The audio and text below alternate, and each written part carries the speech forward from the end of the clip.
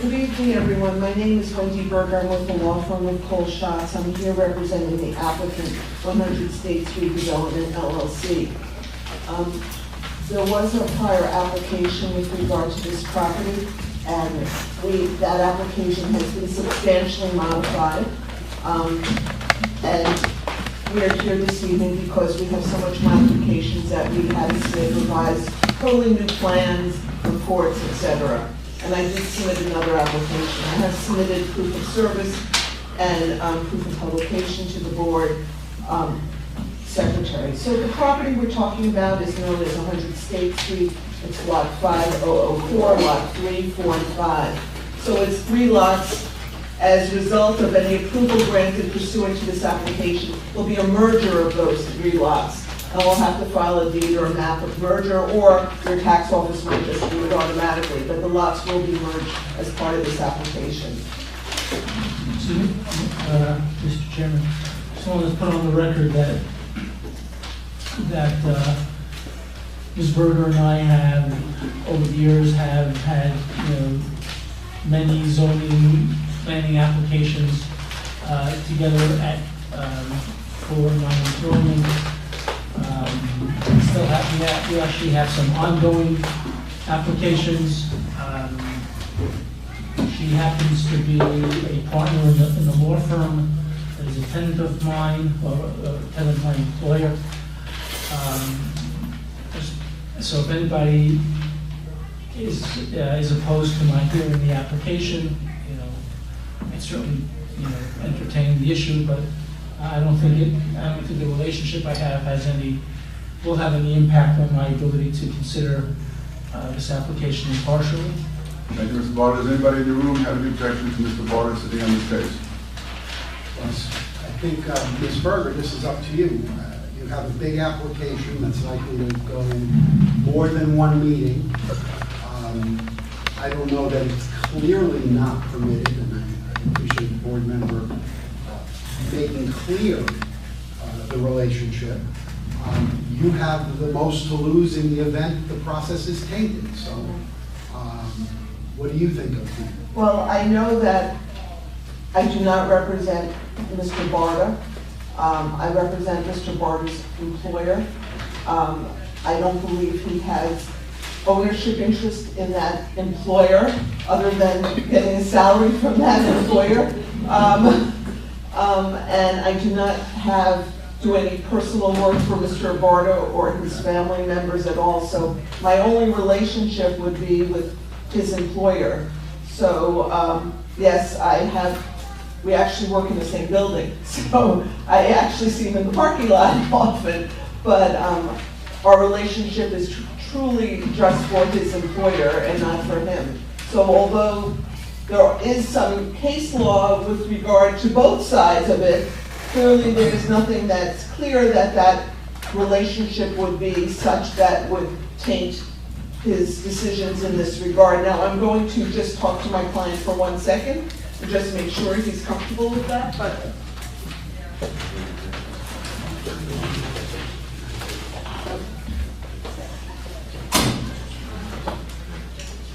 my client has no objection to continuing.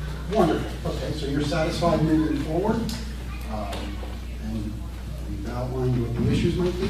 Let the record show that Mr. Barter has disclosed his relationship and that there are no objections to future dealings. Thank you. Please continue. So briefly, I'm just going to talk about briefly what the purpose of the application is and why we're back here. I did not represent the applicant previously with regard to this application. So what I've been told by the applicant is there was some concern about the building itself and how the parking in the building would function on the property itself.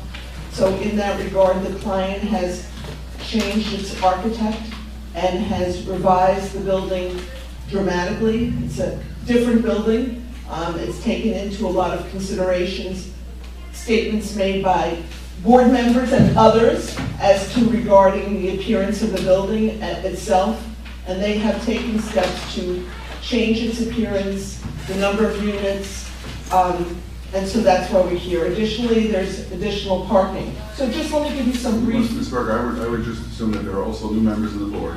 Right. So it would probably be advisable to present this case if you're coming for the first time. That's, And we have no history of it, and present the case. okay, that's what I'm gonna do. So just a little briefly about the building itself. It's gonna be a multi-family residential building. There's going to be 68 residential units within the building. Of those units, there will be 24 one-bedroom units, 38 two-bedroom units, and 6 three-bedroom units. Of those 68 units, 10 of those units will be what we call COA units, or affordable housing units, as determined and designated by the municipality.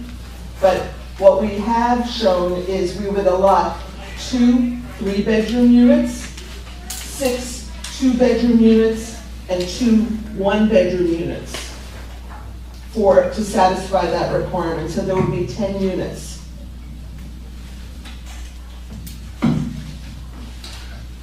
For the building, there will be 2 levels of parking,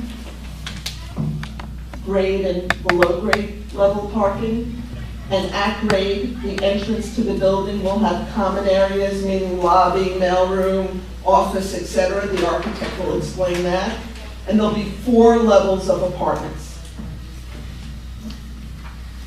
So it's grade level plus 4.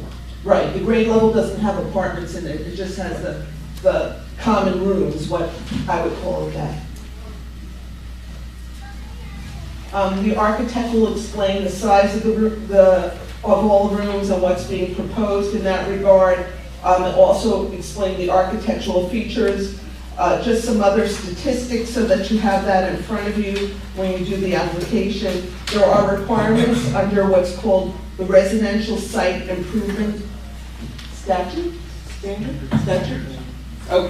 Okay, standard as to what the parking is. And it depends on the number of bedrooms in the unit. That determines the parking. And it's a state standard. It's not just that Teaneck invented it. It's a state standard.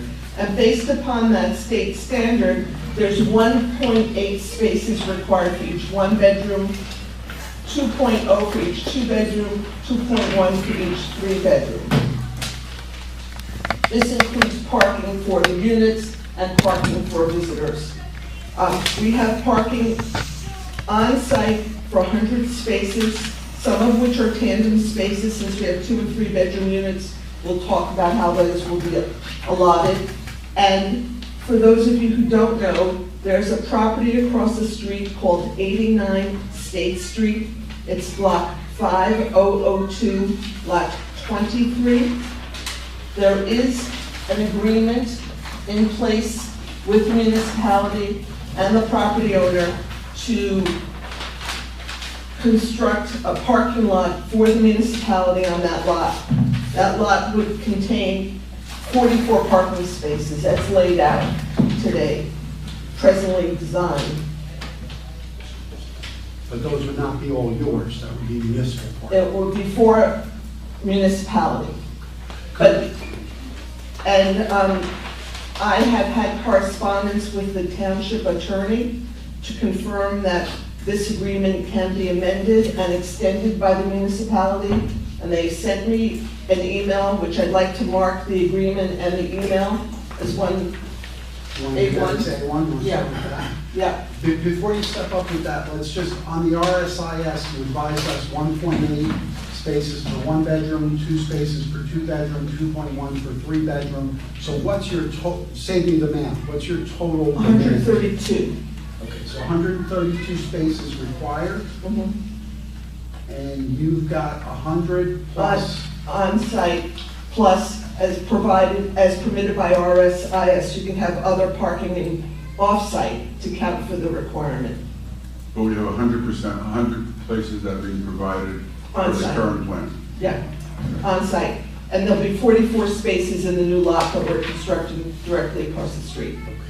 So you were of a mind to mark in what looks to me like resolution 218, 2016? Is that what? I have a developer's agreement Okay, let's take that if you like. And I have a resolution 2/18/16, and I have an email from Mr. Rupp, Township Attorney, dated December 31st, 2018, because he said, let's get this revised approval first before we revise the developers agreement. So you want to mark those, just tell me what, You together? can mark it as differently? one. I Okay. think as one is fine. We're going to call it A1. Thank you so much. Collectively, Yes. and that would be, um,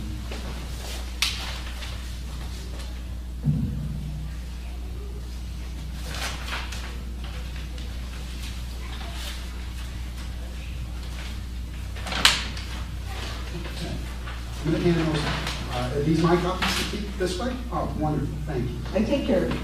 There you go. Thank you. Okay, so that's A1.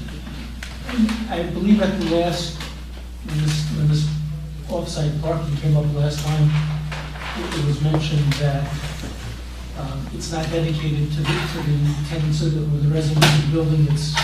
It's available certainly to them, but it's available to the rest of the township on a, let's call it a first come, first served basis. Is that? That's still the case, but RSIS, and we'll have our traffic experts speak about it, because I'm not the RSIS expert, but you're allowed to have off-site parking, even street parking, count for part of your parking requirement. And that's, here we're actually building new parking to come into play. We're not even talking about the parking that already exists. Okay. And just so the board knows, when I noticed all property owners within 200 feet, I also noticed within 200 feet of that lot, that is the township lot as well. So I wanted to make sure that we covered that for the board. So that's briefly, we need variances and design waivers with regard to this application. And as each expert explains the plan, we'll go over and explain the waivers and the variances and design waivers that are required. So I'd like at this time then to call the first witness, which is the architect of the project.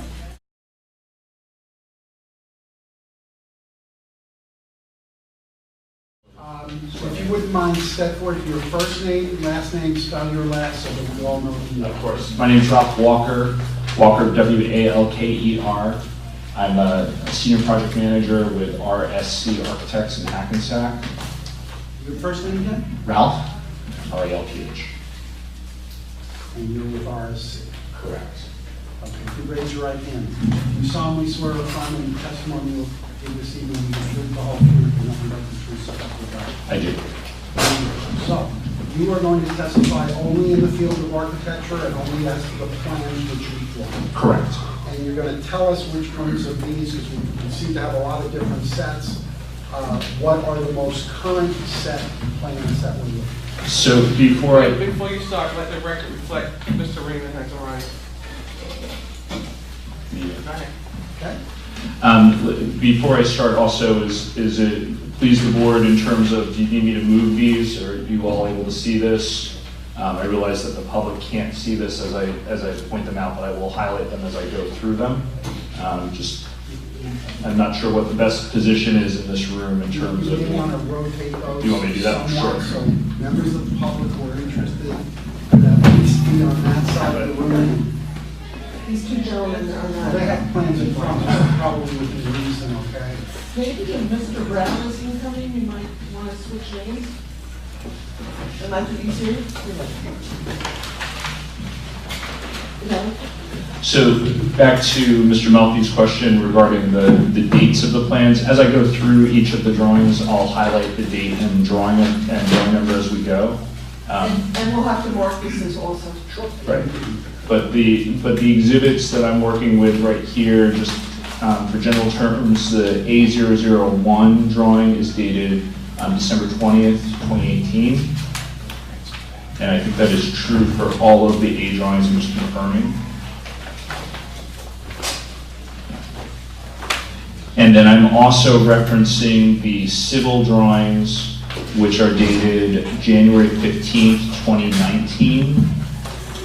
And I will reference them specifically, and in addition, we have some additional photographs that we'll also be using.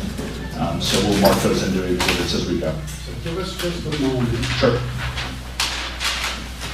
Let's make sure the board has the same plans. Yep. Seven plans, that's marked. Do you have an extra set of architectural plans? I have a lot of scenes. The season, That's one that this one, okay. I just have them in a different order. and this one? Okay, here's an extra set. Wonderful. Thank you. You got all the ones here. Right, yeah. Starting today, you might as well be able to carry out something. Let the record show a lot of trees have been cut off.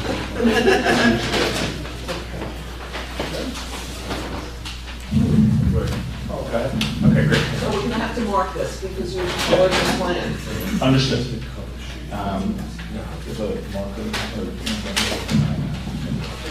Yeah, top pocket.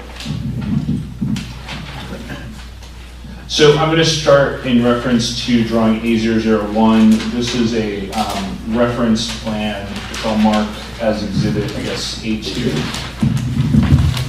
call that A2. With today's date. Yep. So this is exhibit A2.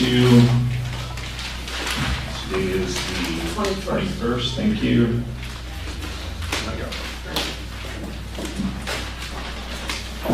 Is it acceptable if I mark the complete set as this exhibit, or do you want me to mark each sheet as we go? And you're working with the entire A set. A set right now. That's Yeah, I right. would mark that whole set. Okay. So it goes from A So it goes from to what? A001 through A00. drawing A211 is the last drawing I will be referencing tonight. So that's 31 pages, Correct. collectively known as A2. And within A2, you're going to refer to some other numbers. Within that, yes, within that exhibit. Awesome. Okay. So again, just to orient everyone to our property, the property again is 100 State Street. This is a mid-block property with frontage along the south face of State Street. This is a property that's made up of 3 lots, as Wendy noted before. Those lots have been combined. I'm turning to drawing A200, and as it pleases the board, just for reference sake, the architectural drawings are oriented plan north. So if I'm referencing plan north is the top of the page as I go through these. So the drawing I'm looking at right now is a site plan floor plan, which shows the frontage along State Street and then the building footprint. It shows the occupiable spaces that are level with the ground plane, which includes the entry lobby with a pair of passenger elevators. These passenger elevators are sized to accept gurneys for emergency purposes. And an exit stair in center, mail and package center off to one side, tenants common area. The record shows the ground is not present. And then additional spaces for utilities and additional exit stairs. It should be noted that there are 2 ingress-egress driveways, one on the east side of the property and one on the west side of the property. Each of these drives access the parking levels either up or down, which I'll explain in just a moment.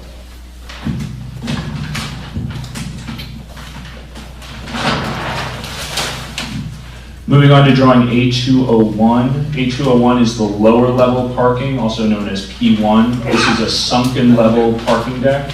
When you say sunken, what do you mean? Is it? It's below grade, so the parking deck is below grade. It has access from State Street along the westerly edge of the property, comes down in, and on this parking level we have 10 single spaces, 2 ADA accessible spaces, and 25 double or tandem spaces shown. We'll speak more about the tandem spaces in just a moment, but just to highlight as we go, the expectation is that The tandem spaces will be designated for 2 or 3 bedroom apartment use, and then the single spaces will be used for other units. I just want to interrupt for 1 second, because I forgot to mention something. This is a rental building. It is not a condominium building, it is a rental apartment building. And why I say that, because the COA requirements when you have a rental building are different than if it's a COA requirement if it was a condominium building, et cetera. So I just want to... You're representing that a parking space will be dedicated to a particular tenant dweller, and that tenant dweller will have that number of a space as their space? The expectation is for the tandem spaces. It's important to note that the tandem spaces will be designated to specific units. And that's clearly because in a tandem space, obviously, if you don't know who's parking behind you, you'd have trouble getting But to if the it. space is not tandem, then it's open to anybody? Is that what you're saying? It would be assigned to 1 bedroom or other units. Or other units. But each tenant Will will have- have their space that'll be Yes. part of their lease? Yes. Correct. Correct. That's correct. Okay, great. I have a question as we lead off for that, and maybe our traffic and engineering people will give this some thought as testimony unfolds. Tandem spaces are not 2 spaces, right? Do they meet the definition of a parking space? In a Yes. sense, so a tandem space meets the definition of a parking space, which is not blocked in by anybody, it's a parking, it counts as 2, you guys Yes. are comfortable? Yes. Okay. And the planning board has already approved tandem spaces for another apartment building in Teaneck on State Street. I have the address, you can look it up, but it's been approved by other. What was it? There's also another project there. Yes. And Mr. Malfi confirmed to me there's another project the planning board approved tandem spaces as well. right. Okay, but if our expert tells we can count those as spaces, 2 of them, and that meets the definition of a space in our ordinance, that's fine with me.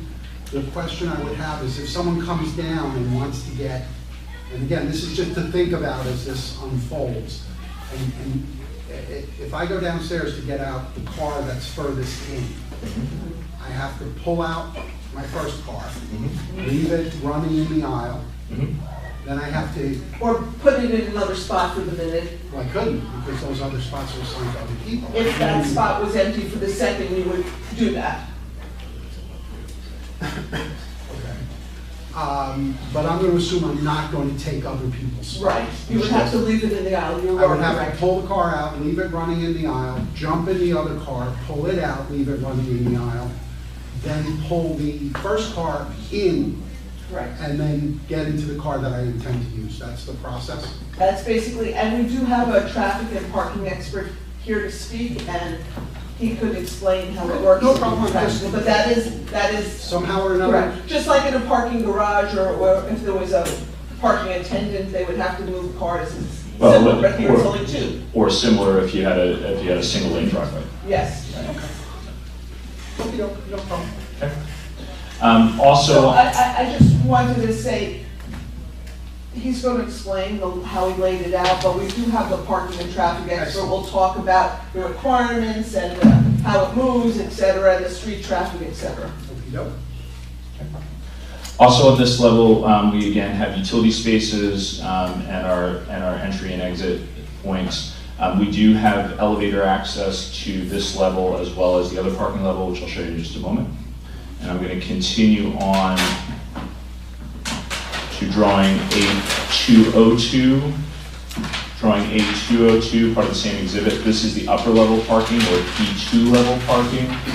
Similar to the lower level parking, it also has ingress and egress access directly off State Street, except in this case it's on the easterly edge of the site. This level is primarily single parking spaces. We have 2 ADA spaces, 28 single spaces, and then 4 double spaces or tandem spaces.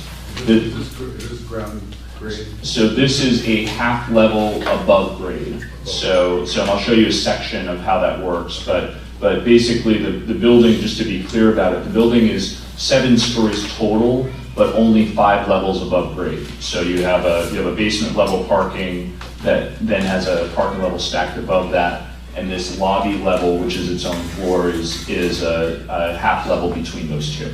Okay. It should be noted that the building footprint at this point actually steps back from the property line. And let me just again highlight this back on A201, that at the lowest level of the parking, the rear of the property goes directly to the property line. It's a 0 lot line at that point. We have a 15-foot setback on the 2 side yards at that level. Once we get above to parking level 2, the building steps back an additional 15 feet. Could you take your marker or take my blue marker and just show where that line is on the plan? I'm highlighting it right here. So. No, but could you mark it with color so the board can see? It's hard to hear. So this line here is the property line, and then the building edge is here. Just as I'm confused, parking 2 is below grade or right grade? Parking 2 is above grade. Above grade. Parking 1 is below. Below grade, correct. What should be noted here, and again, I'll show this to you in section in just a moment, is that this area, the delta between parking level 1 and parking level 2 is open. So there's no roof on this. It's open to the sky at this point.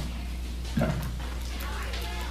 Again, the other items that are available here, similarly, we have our exit stairs, we have access to the elevators. We also have access to a leasing office and then some flex space on this level as well.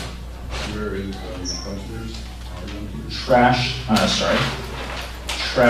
is located on the lower level in this space here, adjacent to the utilities here. There's trash on the plan.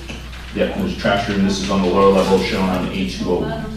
And is this accessible by a full-size sanitation truck? So the expectation here is that the owner will be using probably a private hauler, and that we do have 10 feet of clearance with the structure here to be able to get a reasonable sized vehicle down there to do trash hauling. This will be something that'll have to be negotiated, obviously, with private It's hauler. not a truck, it's a van or a Correct. pickup truck?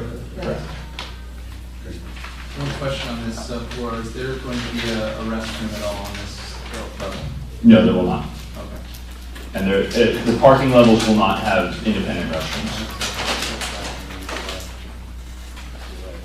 Moving up into the building now. Could you describe, I don't have sound here, I hope you actually heard. Yes. Can you Something just- wrong with your mic? We just switched mics, so it's, I don't know. Rich, Could you, still not. which one? The middle. He said, could you describe emergency access from an ambulance? Where that's happening? Sure.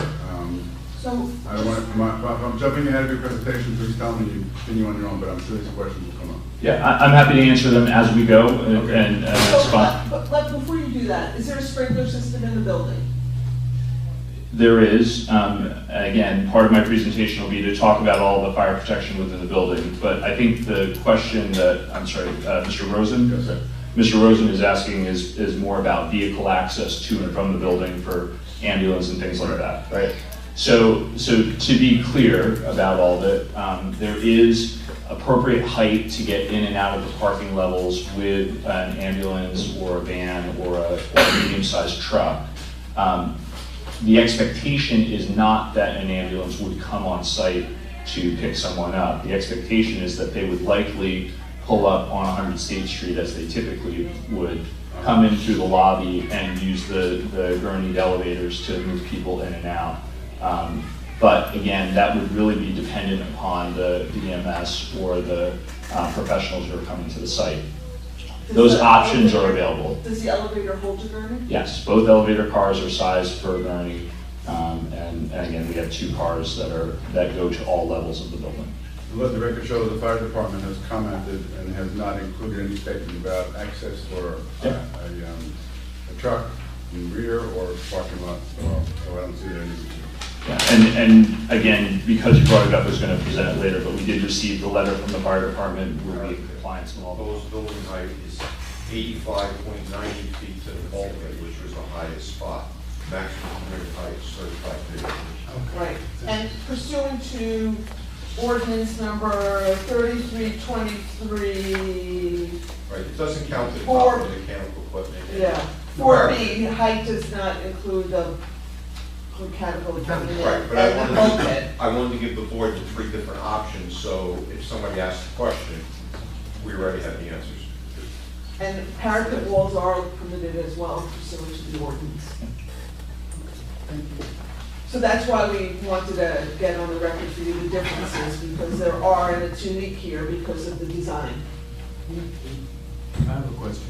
Yes. Why is ground level marked at 100 feet? I believe that's based on the property elevation from the civil drawings. Let me see. I believe that's where you're going. Yeah, Yes. I believe that's, we took it from the spot elevation from the civil. 183 feet, it's actually 83 feet above street level. Exactly. But the top of the roof is 171, Or 71 feet above street level. 71 feet. Well, actually, Are you completing your presentation? Do you need anything else? Um, Let's make sure we didn't miss anything. Well, we have certain requirements with regard to building setback, et cetera. Yeah. So could we go over those? Sure, I think I presented them previously, but I'll remind everyone, so to be clear.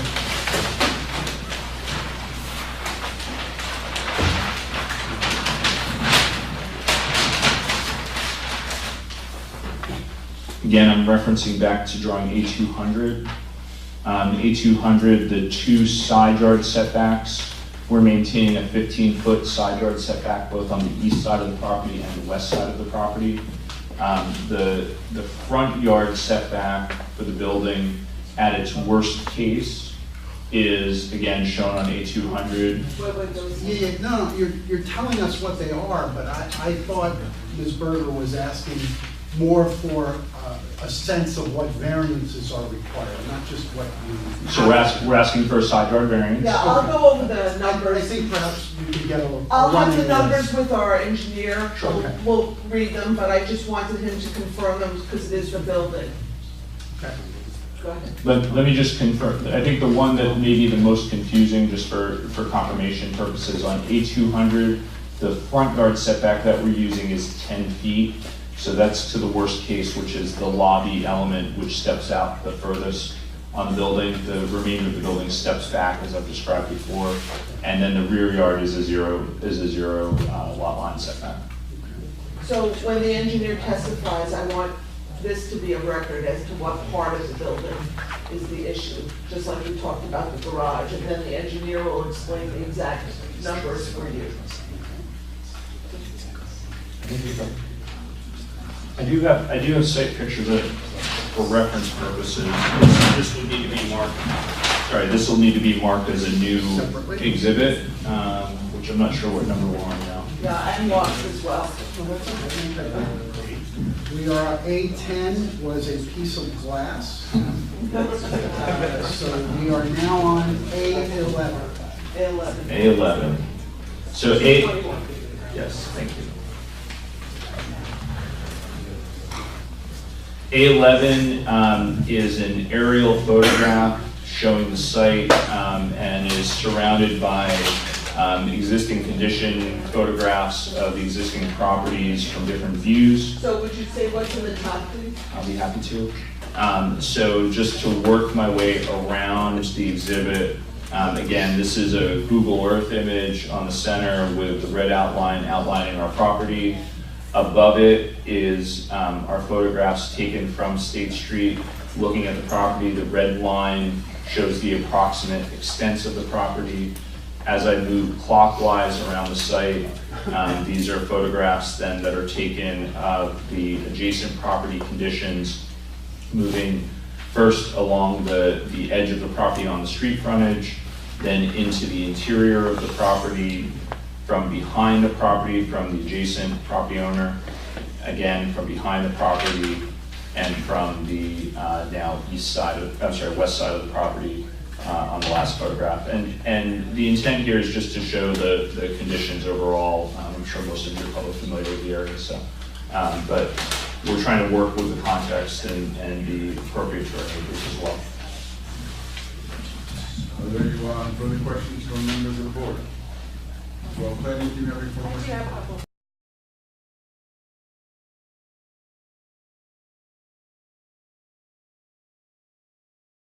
Okay. Sorry, no, thank you. Give us your name. Sorry, it's Elizabeth Blaney from the board planner. You passed around 2 glass samples and one was blue. Right. Does that mean that the windows are going to appear blue? So the intent, again, as I described, is that the 2 glass samples, the insulated glass sample, the clear thick sample, was passed around for type, in terms of just highlighting that we're using an insulated glass, a higher quality glass. There is an intent of having some level of blue tint to the glass, and that's why we passed over the sample with blue. We're not locked into that color. If there's an issue or question on that, we just wanted to show the range of what we're using. Okay. It's obviously up to the board's Yeah. discretion. I would trust that. The second question I have is the wall that's on the ground level of parking. Sure. And is that, I guess my concern or question is, I understand that that's below grade, right? That level of parking, the one that's below grade, that's sort of exposed to The elements to the above? elements. Yeah.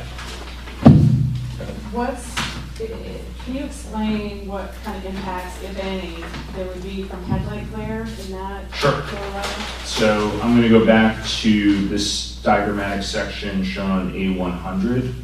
So for the lower level parking, is set at elevation 93'9", which is 6'3" below grade overall.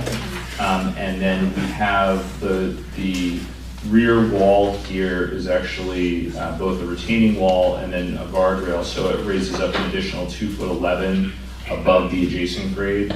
So the vehicles that would be in this lower level would have approximately 9 feet of vertical wall that any headlights coming in that way would be blocking. Okay. And then the other question I have, this is sort of stylistic, is why did you choose, you have somewhat of a modern design, and why did you choose the material brick? You know, why did you, especially red brick? Sure. So I actually want to reference a couple context photos. Let me just grab them just a second.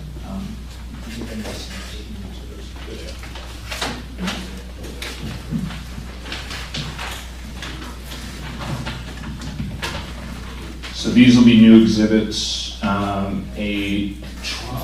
you want me? Can I do them as a group, or you want them as individuals? There's 3 of them. You can do A12, A, B, and C. Okay.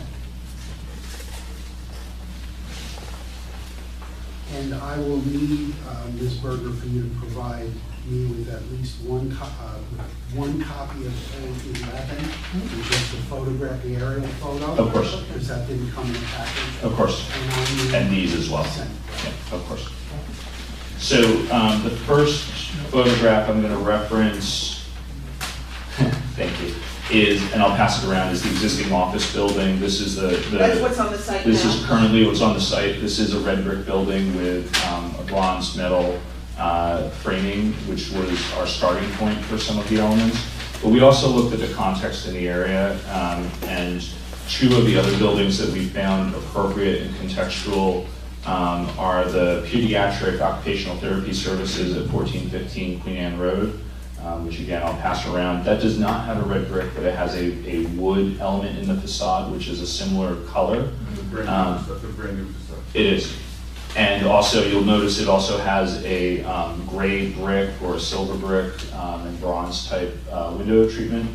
Again, we found that to be appropriate. And the other one that we looked at was 1480 Queen Anne Road, which is also known as Teaneck Square, which you'll see a lot of similarities both in style and context to what we're doing here. We think that the brick is an appropriate element in terms of the overall design and layout, and we think it's appropriate both in terms of modern context but also historic context. Again, referencing back to my exhibit A11, You'll notice that some of the buildings surrounding are also red brick. So we're trying to, we're trying to be modern, but not ignore some of the historic context. Okay, those are all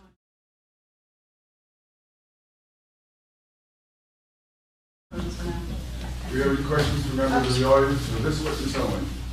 Please.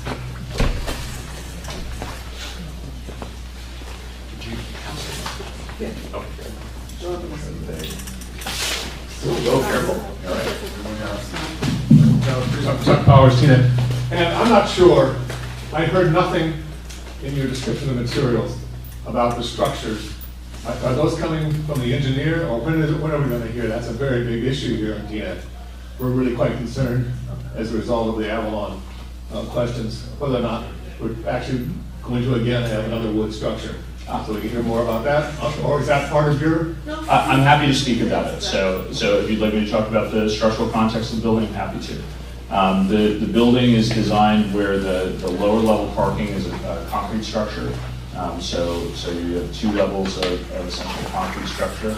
And once you get up to the level above, it will be a non-combustible building. So we'll be using probably a metal stud system for most of it. And building it in traditional stick built is what people still call it, although it is a metal stud system. It's not a wood material that's being used to build the building itself. So the structure, again, to respond to your comment, is a non-combustible structure.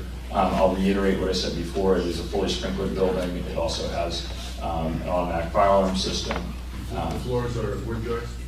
The floors are typically a metal system. Typically, it would be a metal deck. No. Yeah. So, Subfloor? again, the detail of that we have to work through based on finishes and things like that, but typically it'll be metal and concrete. So, But you represent non-combustible. it's a non-combustible system. Yeah. Any other questions, members of the audience, please? For this witness only. Linda DiCarlo, Teaneck, and I have 2 questions Did you get regarding. that? No. Go ahead, ma'am. She can spell Okay. DeCarlo. Linda, first name, Linda. I have questions regarding the parking situation. Now, in order to meet the requirements, you're having the parking lot built across the street. And I'm wondering about the potential of visitors crossing the mid-block on State Street. Because that's human nature, I don't think they're gonna go to either corner. I think that your questions are valid, Yeah. but I'm not sure this witness is here to address them. Oh, and So the questions are about this back to the witness side only. too. Pardon? Facade, you could certainly Yes, address. Okay, so regarding the height and the narrowness of the setback, the fact that it's on the south side of the street, so that means that the street would be in shadow in the wintertime. Have you taken that into consideration in regards to the height and the width and sunlight as it hits the sidewalk? Because I'm concerned about icing in the wintertime into the street. So we certainly considered light and air to the building and to the adjacent property owners and to the sidewalk. Again, this is a taller building, so there will certainly be shadows on the sidewalk. But again, the building owner will maintain their property appropriately and make sure that it's being cared for appropriately in terms of removal of ice and snow. That's the property, but then into the street itself, I'm just concerned about icing, every conditions for that.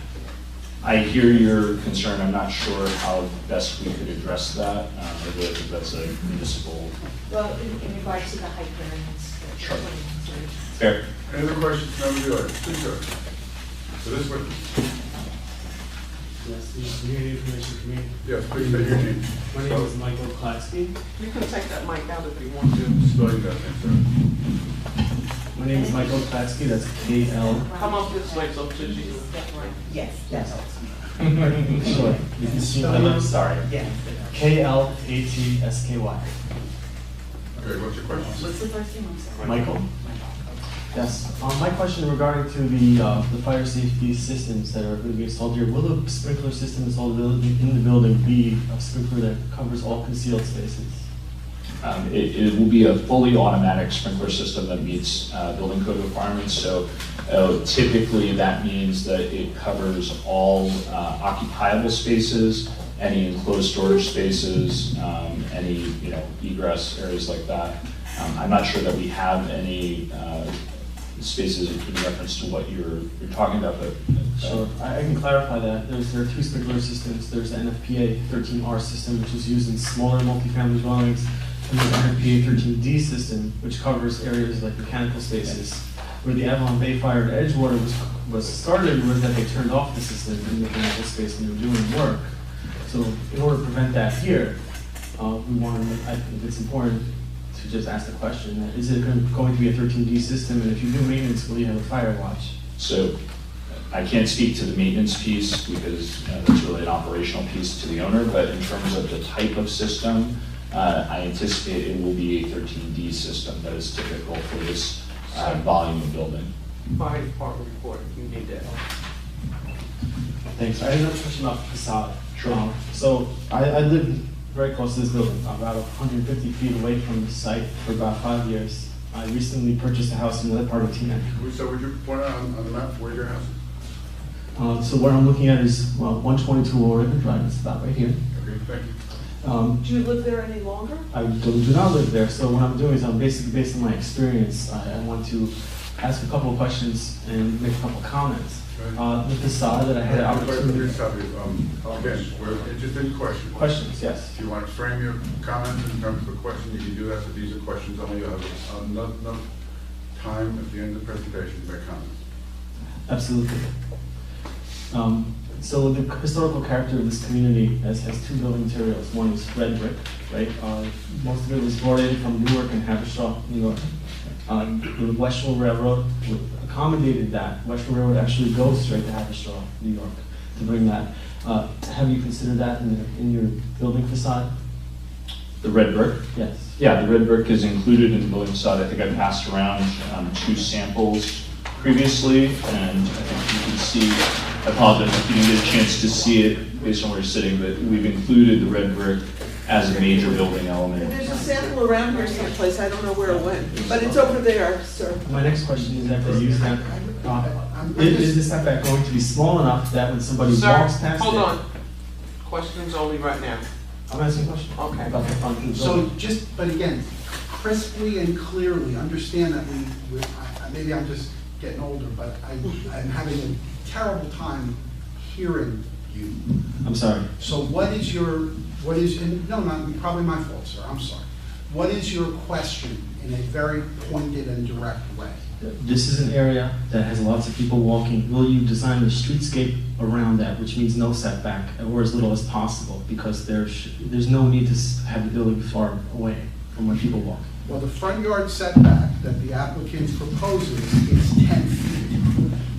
It's not will they design it, they did design it. It's here on these drawings. And it is 10 feet. So I was facing the other way, and based on what I see right here, this looks like a fantastic addition to our community. Wonderful. Okay. Thank you. Thank you. Any other questions? We got 10 minutes recess. We'll get back sharply at 9:05. And that's what the will call the next witness. Before we convene, we'll also have written welfare for anyone who's at the. Thank you very much. Thank you. Ask for a Zoom. Someone's recording.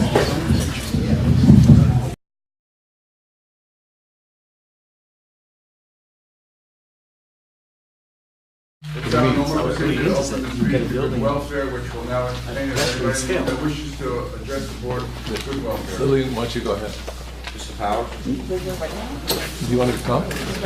Yeah, right now. I see nobody requesting good welfare. So, There we go. Okay, good welfare. Good welfare is anything we want to talk about. Okay. Do you mind if I leave my papers, Mr. Powell? Chuck, welfare, Powers. Do you need this podium? I'm proud that this board finally recognized that the code didn't in fact require that this thing happen, so thank you very much. I have 2 things that concern me. They concern me all the way back to the original plan for this, and it looks to me as if the issues, which I think were really somehow of concern to you. Are you speaking to this application? I'm allowed to speak to this application. You're allowed to, but you understand, you won't be. I'm understanding that it won't, you don't have to pay any attention to me. Well, not that. But you won't get testimony. In the event this application goes to court, you won't be. I understand that, you've told me that 100 times before. No problem, you can talk about That doesn't mean I won't, absolutely. if I have another opportunity, I'll come back up and say the same thing again. Yeah. Just for the record also, our bylaws limit each speaker to 3 minutes, so please. So when do we start? Right now. We'll start again. You were very concerned about a 40-40, 44 parking space property across the street. It is currently municipally owned and would be municipally owned if you allow this developer to actually pave and stripe it. Now, what should happen, if you're trying to meet a legal requirement, is you should buy the piece of property from the town, and then after you bought it, pay taxes, like I do. When I bought my house, I paid taxes on it. Why in the world it should be the case that the developer should be able to take that property from across the street and then count it without paying taxes on it while it remains a municipal responsibility? I have absolutely no idea. Makes no sense to me. Second thing is, I hope that you folks have paid a lot of attention to what I consider to be, I'm going to be talking about this a lot, but those are the page and a half of easements. Some of them are 400% higher than what is allowed in this zoning area. Most of them are radically larger. They aren't close. If they want to build this building, they should put it where, in fact, it's allowed. Or they should go seek a zoning change. But this is not anywhere near what would be required. Take a look at this one thing on building coverage. Proposed building coverage, 27,000 feet. Maximum permitted building coverage, 6,800. How many times do you have to multiply 6,800 to get to 27,000? This isn't close. I hope you'll distribute that. It is, in fact, part of what the building department has provided to you. It's, in my judgment, the most important piece of paper that you'll get from this entire hearing. Thank you. Just let the record show that Dr. Callis has dropped off a pile of variances, looks like on this application dated 12/5. If anybody wishes to see them, they'll be up here. I'll make sure you have enough. Thank you, sir. Anybody else that wish to make a statement under again? Yes. Sorry, again, you're addressing this application? I'm addressing general items of the time. Okay, go ahead. Okay, so I just wanted to. Your name? My name is Michael Klatsky. I want to talk about the 2007 master plan and 2011. We had examples. Slowly, please, slowly. Too fast? So fast that nobody understood I know anything it's a time you limit. just said. Okay. Did not hear a single word you said. Okay, so I want to talk about the 2007 master plan and the 2011 re-examination of the master plan and what it meant for this neighborhood, which is the Plaza, the neighborhood that we're standing in right now. This neighborhood is a special neighborhood to me. I call it Bergen County Census Tract 542. This neighborhood, 48% of us take the bus to work. 40% of us have one car or less. What that means is that every single application that comes before you, our entire business district is required way too much parking. When you require the applicants to have too much parking, you encourage them to buy a car because they now have a guaranteed parking spot. You have a guaranteed parking spot, you now consider, hey, I can get a job in New Jersey now because now I can have 2 cars and not search around the block for a spot. There's real consequences to providing too much parking. I request that when you look at all the applications, not this, I'm not talking about this application today, but any application in the plaza, consider that. I agree that parking is difficult sometimes, but going from 0.25 parking spots per apartment to 2 is a tremendous leap. With that said, there's many applications before you that seek lots of variances because the 2007 plan written by our planner in the town mentioned that 5-story buildings that stimulate an environment similar to what we see now in Inglewood will require different zoning designations. We never actually did that. We did a half job. Basically, we said that we like to see big buildings and a pedestrian environment, but we said you can't have that because we need side yards, front yards, backyards, and everything else. Slow down, please. Everything else that precludes the development of such development. It's okay. Okay. So with that in mind, just please take that with you tonight. Thank you. Thank you. Anybody else wish to make a statement? Extreme welfare. Let me remind you, ma'am, you're speaking in general, you're not speaking to this application. If you want to speak to this application, there's an appropriate time, but not the, let me say that differently. If you're going to speak to this application, what you're going to say is not going to be taken down as evidence, and that we're not swearing you in. So you are allowed to speak on anything you want, including this application, but it will not be evidence. Go ahead. May I ask a question first, and then can we speak on this? Yeah. There'll be an appropriate time. You can either, you are, the members of the public are encouraged to ask questions of each witness as they appear.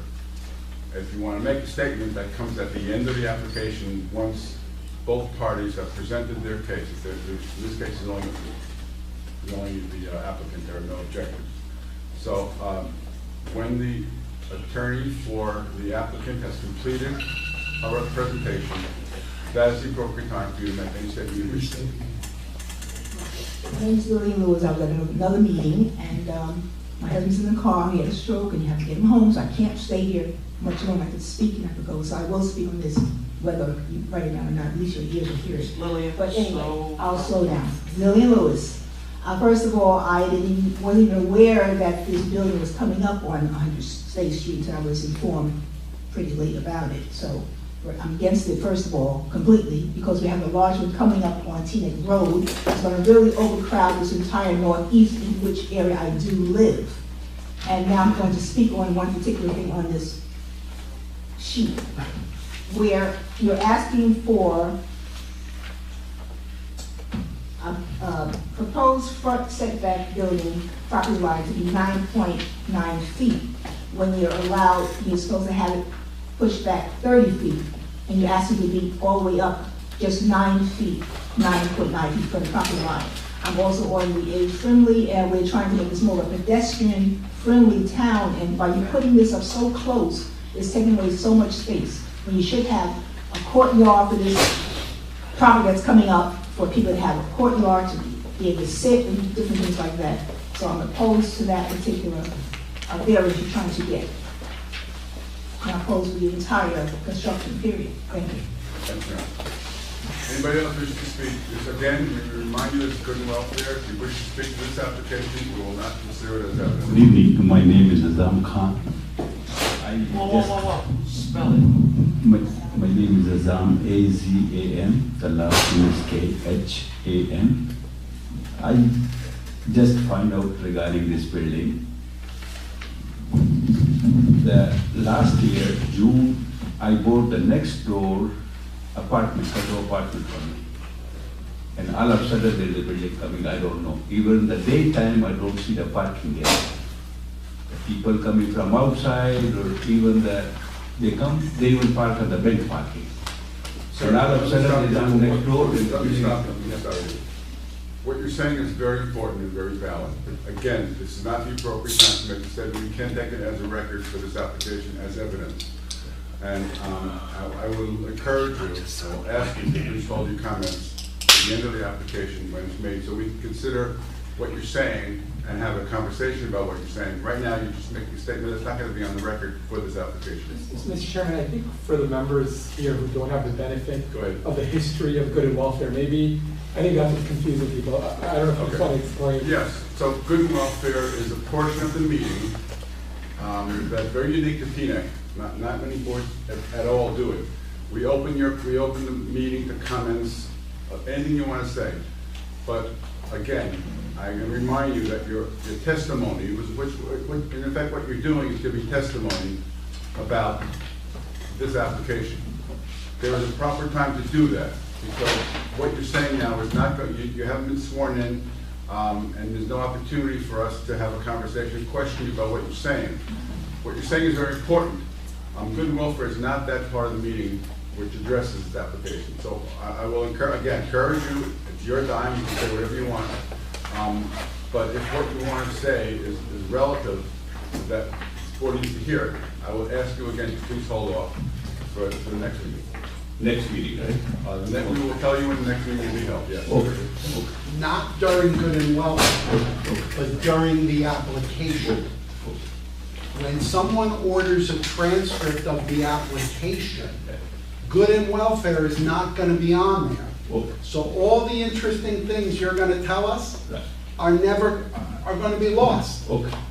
It'd be So I'll better wait. if you do it during the application part of the meeting when it's open to the public. Okay. So she gets it all down and it Okay. gets combined with Okay. the application. Okay, I'll wait for it. That way. Thank you. Sounds like Thank you're a you. close neighbor. We I'm wanna give next it door. that. I'm next door. Yeah. That's why we want to hear. Thank you, sir. Anybody else?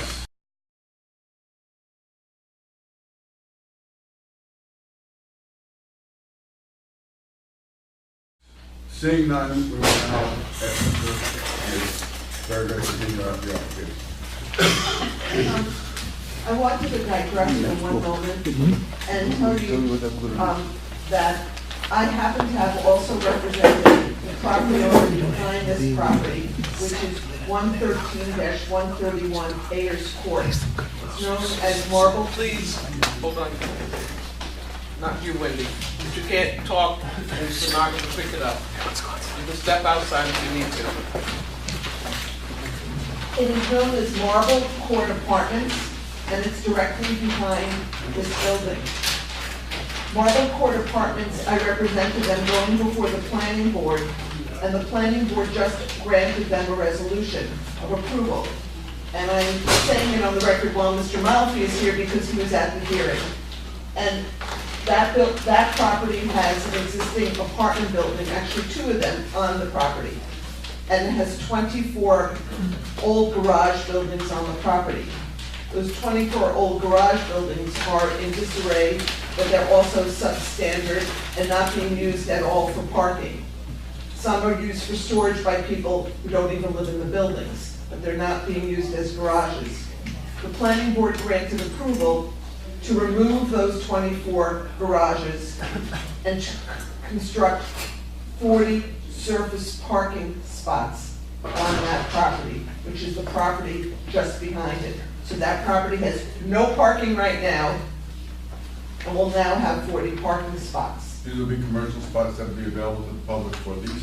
No, This is for this just for apartment the complex apartments behind us. right But behind this. So the reason I'll just finish. There must be some relevance to this application that we're Yes. excited to hear about. All right, so the 2 relevance is this. One is there's 40 parking spots being introduced to the neighborhood that don't exist, and that's an existing building. But the other reason is, as part of that approval, because it's directly behind this and the lights would shine into this property, the town engineer, who's the board engineer in that case, is requiring a fence to block the lights from those cars to shine into this property and some landscaping.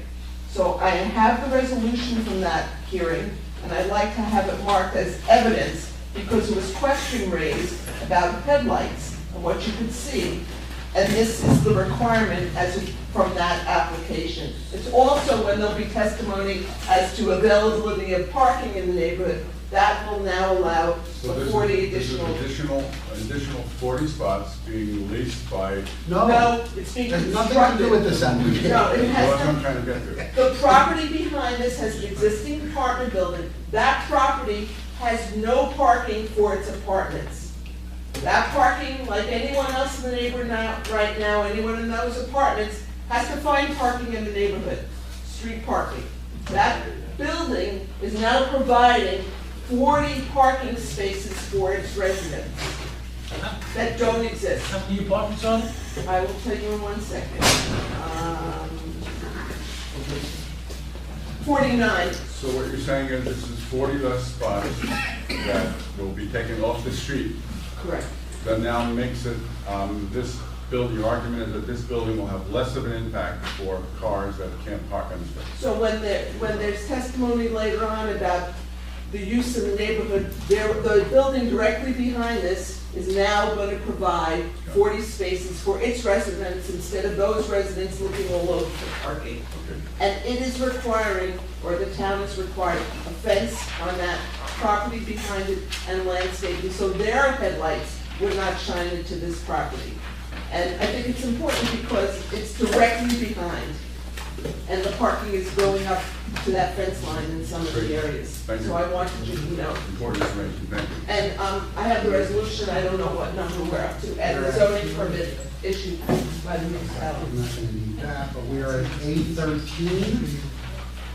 A13, resolution and findings regarding, I don't see the applicant's name. It's Marble. But it's application PB 2018-22.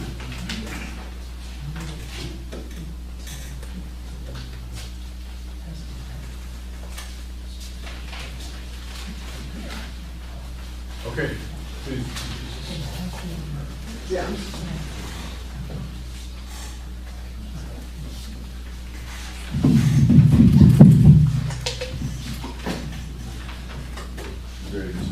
Wonderful.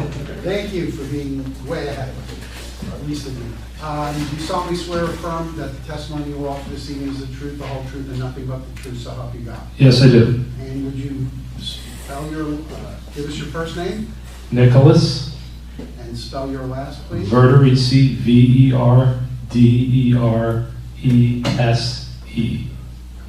And you're a licensed professional engineer in the state of New Jersey? Yes, I am. How long have you been sole licensed? Since 1995.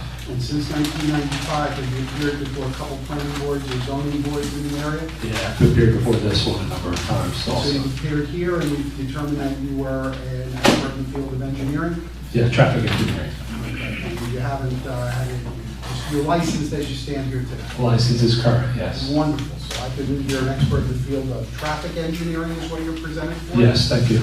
Wonderful, thank you. You've had an opportunity to review the architectural and engineering plans for this project? Yes, I have. And have you had an opportunity to go to the site? Yes. And you're familiar now with the site and its neighborhood and the traffic patterns? Yes, I am. I've been involved in a number of applications in the immediate area. And have you done a traffic study with regard to the area? Yes. Could you tell the board the results of your study and your opinion as to the adequacy of the parking and the circulation? Yes, so just give you a little preview. I'm going to talk a little bit about the traffic impact, trip generation, et cetera first. Work my way into circulation and access, and then get to the meat of the matter, the parking last. So we did prepare a traffic impact study. It was dated June 13th, 2017, revised February 5th, 2019. And I believe that was submitted as part of the application to the board. Mark that as A14. Traffic impact study by dynamic traffic. And we're going to call that as A14, revised through February 5th.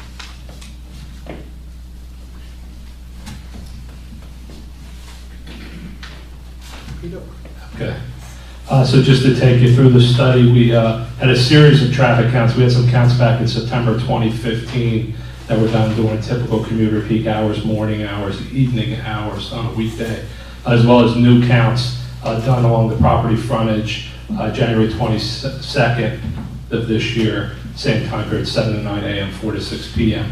Interestingly, the 2015 counts were higher in this stretch of State Street. So we utilized those higher counts in our analysis and then grew them out 5 years out to 2020 when we anticipate this building to be operational. Those counts showed moderate traffic volumes on State Street. Then what we did was look at the projected traffic volume. So mid-rise is a 7-story residential building in a typical suburban. It's a little more on the urban side of suburban in this immediate area, but we utilized Institute of Transportation Engineers data, which is published data that is used throughout the United States. That data identified trip generation during the morning hours. So the 68 residential units would generate 23 peak hour trips in the morning. So essentially 6 entering trips, 17 exiting trips during that highest morning hour. In the evening peak hour, you'll have a little higher inbound because people will be coming home from work. We project 19 inbound trips, 12 outbound for a total of 31. So you're looking at about a trip every 2 minutes on average, 2 to 3 minutes on average for the site during the peak hours. Obviously during the off-peak hours, you're going to look at lower trip generation.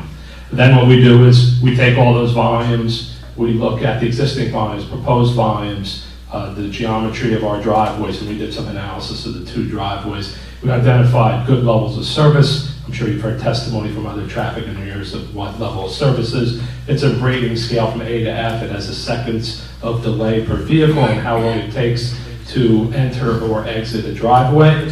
And we have good levels of service.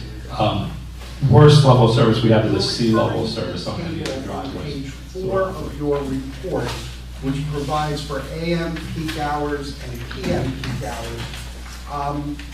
I know if you don't have exhibits, that's okay, but I don't know that everyone here is actually hearing facts or just words.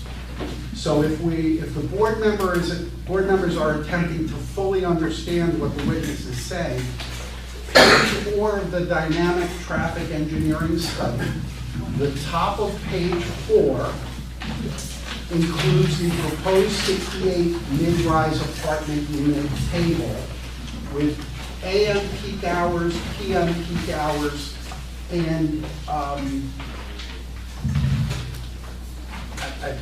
you present your case any way you want, but if you're just going to go real fast and just say a whole lot of numbers and stuff, I don't know. I just looked at 4 people who absolutely were not understanding anything. We'll go slower. Yeah. Or is there a chart or a table? The only reason I was going quick is because I was really the summary of the crux of the trip generation is that I don't know that the numbers mean much to anyone other than one trip every 2 to 3 minutes. That might help you to understand kind of the impact and how much it would be. But the table that your attorney is referring to, table 3 at the top, does give you those numbers, the inbound and outbound during the peak hours. The top of page 4. Does everyone have the report, or? Yep. Okay. And the township's traffic expert has been given that report as well. Yes, and he has reviewed it. So utilizing those numbers that are on the top of the page and those existing traffic counts we then do analysis of that volume and its impact to the driveway, essentially showing that it will operate at very good levels of service, C or better at the driveway. Again, it's a scale of A to F, with F being 50 seconds of delay or greater. The driveways, and again, the reason that trip generation is so low, so you're comparing 68 units, where you might think, okay, there's 68 units, and there's 1 or 2 people living there, so you may have 68 plus people that all want to leave in the morning and go to work, and then in the evening, 68 plus people want to come home. It's not how it works, especially for mid-rise residential developments. You don't get a mass exodus in the morning and a mass exodus of people in the evening because there are generally less people per unit living in the facility. They own less cars typically in apartment units versus rental apartment units versus first sale residential units, ownership occupied residential units. So that all goes along to when we're going to get to the crux of our discussion tonight is the parking, is that generally you don't have as much activity and there's not as much need and demand for vehicle ownership in these types of buildings, specifically in this location here in Teaneck that has a lot of opportunities for mass transit usage, a lot of opportunities for walking trips. There's a downtown area nearby.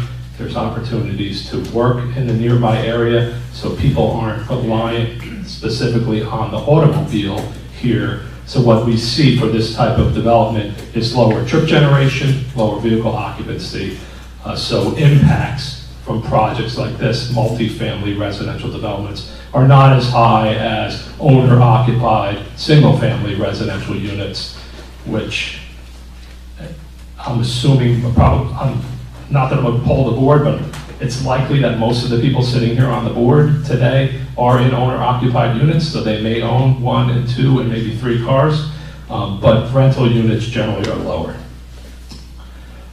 Access, as far as access, I'm going to refer to, it's A-201, which is the RSC Architect's Plan, which is on your right on the easel. That is the lower level of the garage. There is an access on the left side of the page, so north would be up on this page. There's a two-way drive aisle there of 24 plus feet wide. There's also a two-way aisle along the center of the parking stalls. Again, 24 feet wide at its minimum. And at points where you see this hatched area, there's actually upwards of 28 feet in that area for vehicle circulation. There was a comment earlier about someone entering the garage, maybe driving all the way to the end and then realizing maybe they passed their space or they didn't have an assigned space, which I don't think will be the case. Most likely, we will be working on the parking management continuously as this project moves forward and as it gets constructed. But there is a wide area of 28 feet where we're comfortable that a vehicle could K-turn if it needed to and exit. It's similar on the other level, and I'll get to that in a second. But there's a couple things to point out on this plan. You see the tandem parking spaces. There were some questions as to how they operate. I've been involved in a number of applications through the years, multifamily residential developments that have tandem parking spaces. For about 10 or 12 years, I was the traffic engineer for the borough of Fort Lee, and we approved a number of residential developments that had tandem parking spaces. So I felt comfortable at that time as the board's professional as well, offering my opinion that they worked safely and efficiently. So essentially what happens, it's not dissimilar to what one of the board members said, and it's not dissimilar to, I live in a townhouse that has a one-car garage and a space behind, and when we want to get our cars out, I have to back it out onto the street, pull the other car out, pull it forward, and pull the other car in if my wife's not there to help me do that process. Sometimes she comes down and helps me, sometimes I'm left alone to do it myself. That's on a public street that people are driving by, a through street, and we're comfortable doing it there. It's an accepted practice for basically all garages that have garage and car space behind. This is even better because you have a dead-end aisle where you don't have through traffic, where people can stack a car in front of a space in an empty space, whatever they would like to do. You can back it up, stick it over here from the two cars that are shown. One could be put in that location, one could be backed up, and then one could be moved back in.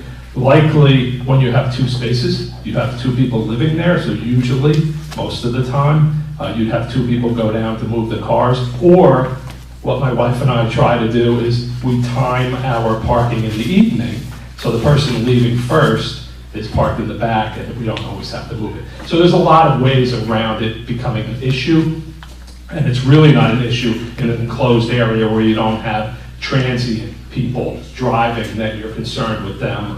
Everyone will be familiar with how it operates. As we've noted, there are, I guess, 29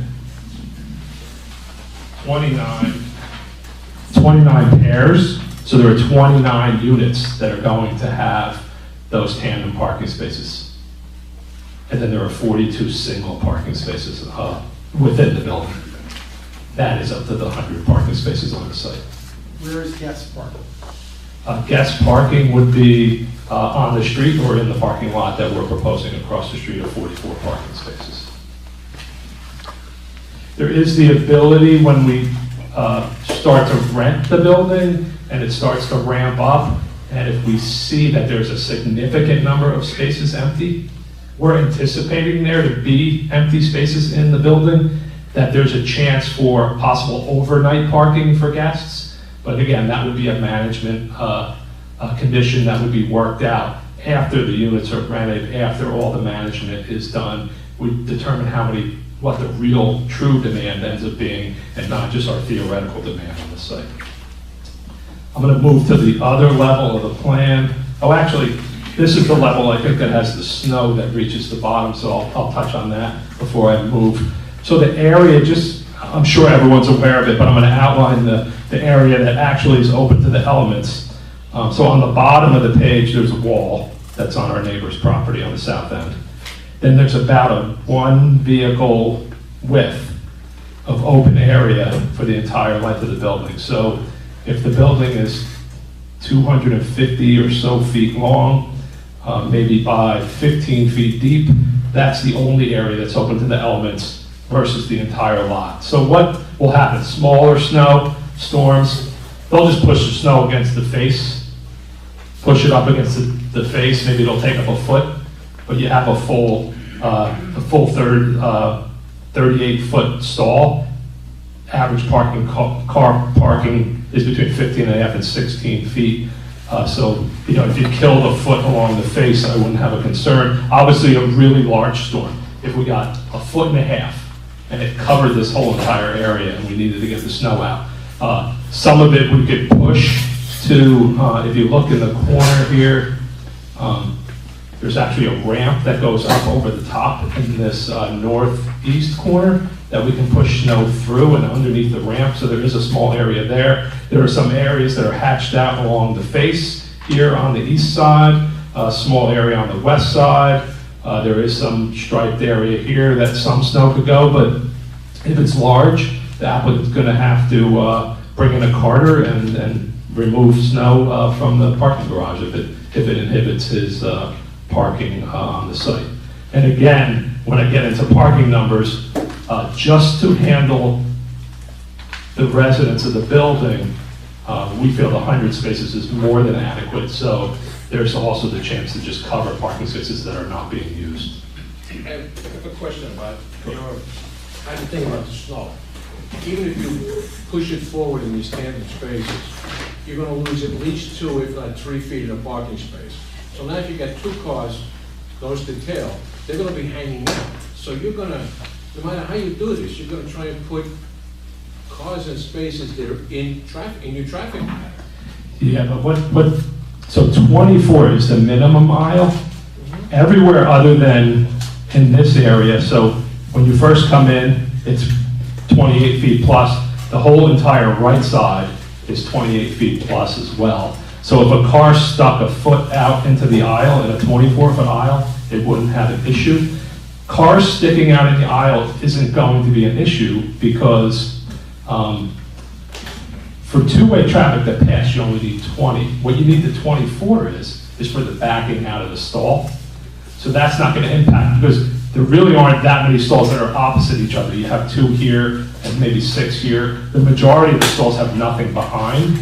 So there's a lot of room to maneuver in here. But you just referenced pushing snow in some of those areas, at least temporarily. So you're going to take something and you're going to shrink it down. And I'm just concerned that it's a tight parking situation here, and by just moving the snow around there, you're just like... In a normal open parking area, I would have more of a concern. If this whole entire area was uncovered, yes, that's the word I wanted, open, then I'd have a concern because you have a lot more volume of snow. Our volume of snow only covers this small area in the front. So we'd only need to spread 250 by 15 feet of snow, even if it's a foot deep, the whole entire parking garage. How much space does that take? Because there are calculations they do with X number of inches equal X number of parking spaces we use. I don't have a calculation, but I know we're coming back again, so maybe we can give you a calculation at the next meeting. I'm just saying, this is a tight parking thing anyway, and we're going to have people who are going to be making K-turns in that area, and if you take any space away, I think it's a recipe for disaster. You're characterizing it as tight. I would not characterize it that way at all. This is actually a pretty ample parking area as far as what's available to maneuver. So if you look at these first 1, 2, 3, 4, 5 parking stalls, they don't have a tandem. So they have huge parking aisles behind them to maneuver. So there's a big area there. There's a striped out 4 or 5 foot area across about half of the building that no cars are parked in, and it's just for maneuverability. This isn't your standard parking garage. You drive in and you drive up, and it's a 22-foot aisle, and you're driving all the way up, and it's tight, and you can barely get in and out of the parking spaces. There's a lot of room to maneuver, to pull to the other side, pull in parking spaces, to back out, leave. That's why the tandem works well here, because we have a lot of extra room inside of the building. On the extreme right of the diagram, you show a car parked in a space, then there's a space that's right against the wall. How is that person going to back out and do a K-turn if there's someone, if they've lost space? Well, he's a good 2 or 3 feet from the wall, because there's a striped area. So he pulls out, backs up, he has a long run of about 30 feet to back up, and then he'll just pull Right, out. but if the space right behind him, the tandem space, has lost 2 or 3 feet because of the snow, He has over 30 feet to back up, so if he loses 2 or 3, he still has 28. You can back out of a parking stall with a standard car in 22 feet easily. So in 28 to 30 feet, I don't see any issues here. And again, it's such a small amount of snow, I really don't have a concern so with it. the small amount of snow that can get in there will never cause a parking problem for us. because- Yeah, I don't see it causing a parking problem, and I'm gonna get into it later that, from our experience, we have much more parking than we need, specifically for the residents on And the if you site. do move the snow in front of the tandem spaces or up in the front, that like crawl space area, when it melts, where is the runoff gonna go? I think our engineer could talk about that, he might be the next witness after me. Well, you're the traffic guy, where's the Yeah, runoff gonna go? I don't know where the runoff goes. That's And not if the my temperature purview. drops, the runoff becomes ice. You can, again, talk to the engineer, and he'll talk about, I know there's some inlets. Our engineer will talk about any drainage design. Clearly, this is going to be a rental building, so there'll be a superintendent there on the site.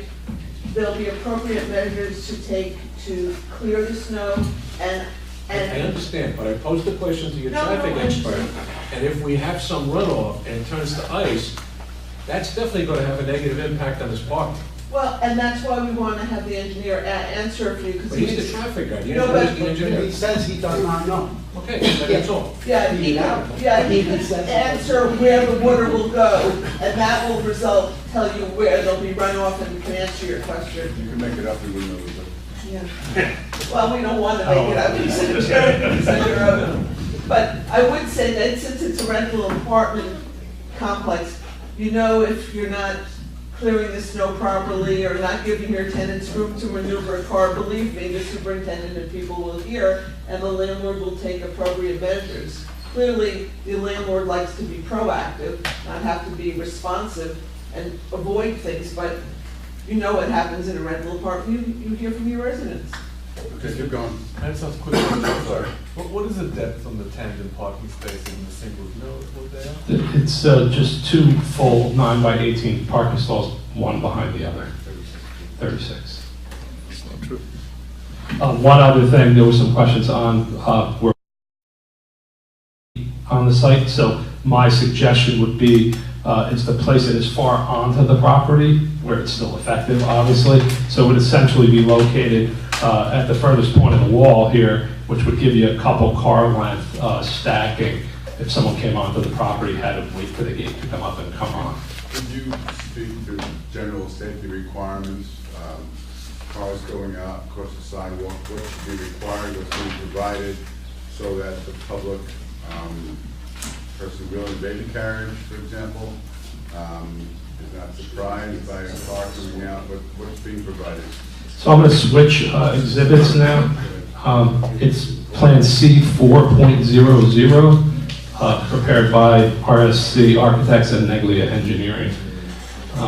So this plan, to orient everyone, north is the opposite, is down on the page here. So our driveways are one on the east side, one on the west side. I'm pointing to here. I apologize. I'm giving my back to a couple board members.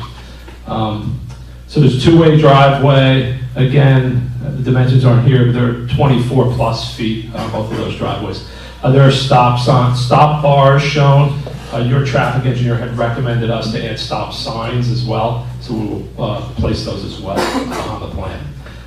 So essentially, there's a stop bar located 4 feet or so behind the sidewalk, which is your standard required distance between a stop bar and a crosswalk.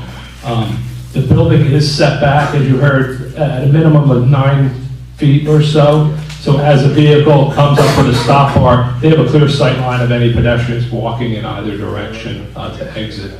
There's also on-street parking there. So what will essentially happen is you'll stop for the pedestrians and then likely have to do a 2-phase maneuver to be able to see the vehicles coming. So you'll drive out across the sidewalk. The roadway is very wide in this area, so you can come out and then properly see in each direction for the driveway. I think there was a comment from your engineer at a meeting I wasn't at, but it was passed along to me to ensure that we showed our site triangle to see if it impacts any on-street parking spaces, and then we'd have to work that out. I've seen some applications like this where the gate goes up and an alarm goes off, a bell rings. Is that appropriate for this? No, if we were, if our building was on the face of the sidewalk, which we've done in a number of buildings, in Hudson County, we do a lot of those.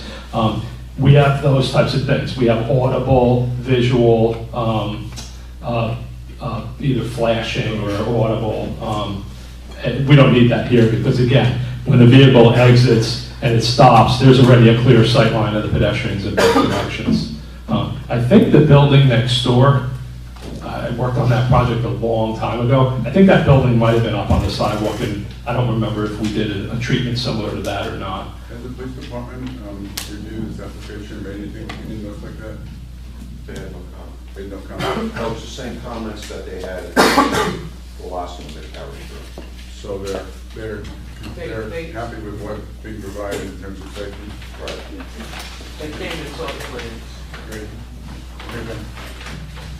There were some questions, now while we're talking about access, there was questions about pedestrians potentially walking from, and I'm pointing just to the northeast of the proposed 44 parking spaces across the street and the building, because there's a likelihood that they may park in there or park along one of the street parking spaces and be required to walk across. In this area, there is not a specific designated crosswalk, which is interesting to me.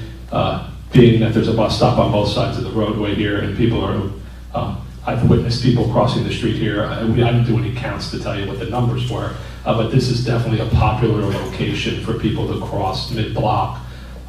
It may be in the town's best interest to consider some type of mid-block crosswalk here. When you go down the street, and I don't know the exact name of the next street, there is a crosswalk at that street intersection that has signs. Something like that may be something the town may want to look into. There's a street between Teaneck Road. That one, yes. So there is a crosswalk and it's designated, there's pedestrian crossing signs. So that may be something we might want to look into to tie to tie the bus stops to the residential on both sides of the street. I'm going to go to the other. I'm going to go to the other level just so we can talk about the upper level quick. It's not all that dissimilar to the lower level.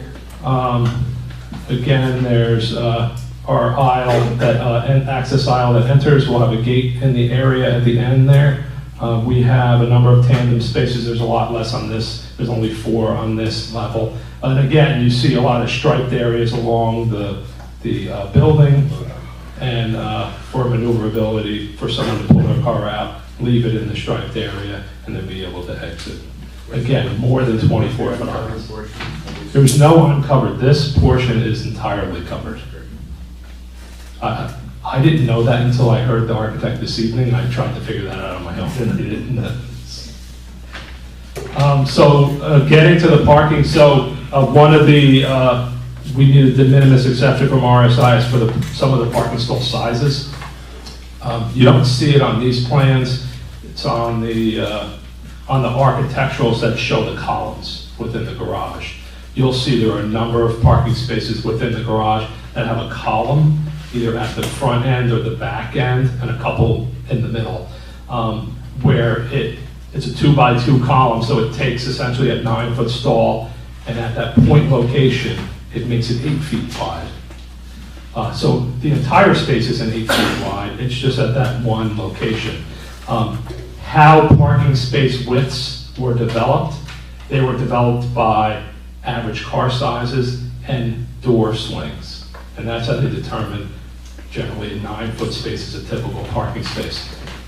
What we have a couple points where it pinches it down to 8, but it's not in the area where people are opening their doors. It's at the front end, at the middle between the 2 tandem stalls, or at the face. Can you indicate on the schematic? No, we have to get the right plan.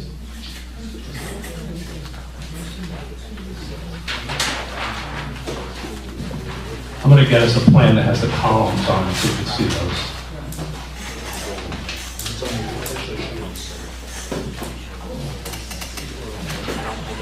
We're gonna get the civil plan and show it.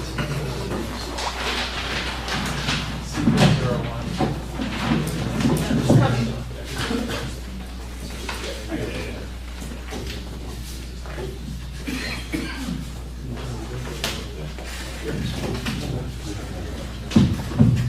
Is there a numbering system or an ability to designate by number which spaces are less impacted? Yes. And then we could include all of those as a list. Sure. We can, we'll generate numbers between now and the next meeting for you. That would be good. That would be great. But as you'll see, I actually wrote down at least the number that were smaller. 46. Oh, right here. So there are 30, so I'm going to wrap, this is something that wasn't, I think this is in your site plan package. It's C 4.01. I don't know if we need to mark it separately or. It's in the package. Right, at some point, you're gonna mark the entirety of the Right. engineering set, Right. correct? So, Well, we can mark this if you want, just so we cover our, the record. we mark the entire architectural set as A2, comprising 31 pages of various numbers. Let's call the engineering set A15. And how many sheets are in the engineering set? Let me just get you that number.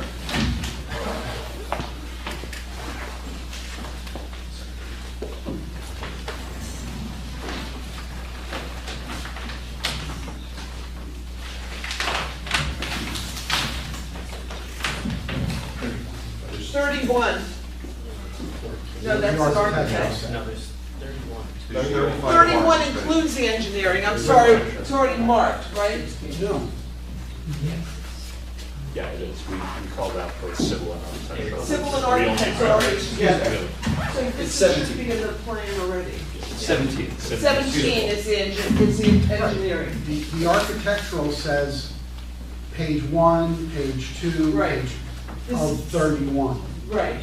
But there's not 31 pages here. It sounds like. 31 encompasses the architectural and the civil. Okay. Both. So we mark the architectural as A2. Let's mark the civil as A15, And it's 17 pages. which, okay, great, is 17 of those pages, folks, to Correct. make that clear. Yeah. And when we refer to those will be by C number, correct? They'll all be, Correct. they'll all be a C. Yes, they're all city. And,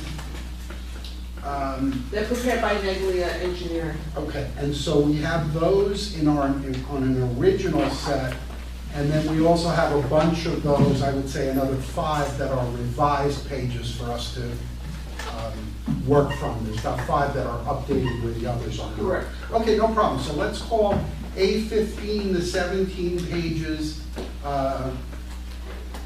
most revised, or most, we'll call it most revised, but I won't write that. Okay, Update, latest. sounds better. Yeah, this is a revision of 12/20/2018. Right, but C C 491. 4.01. C 4.01, correct, has no additional updates. The latest update is 12/20/2018, Rev 2. Correct. 5 or 6 of the sheets are updated to 115. Okay, so Just this not that specific one, okay. That one's up. Thank you. So working off of this plan, on the bottom is the upper level.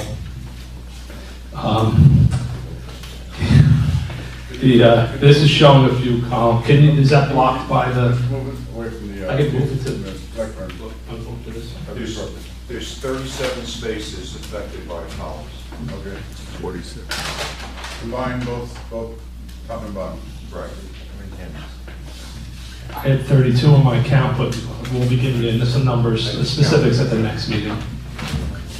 So on the first floor, you'll see along the back of the parking lot, there are columns at the front edge or the back of where a car parks. There's 1, 2, 3, 4 that essentially compromise that 9-foot width.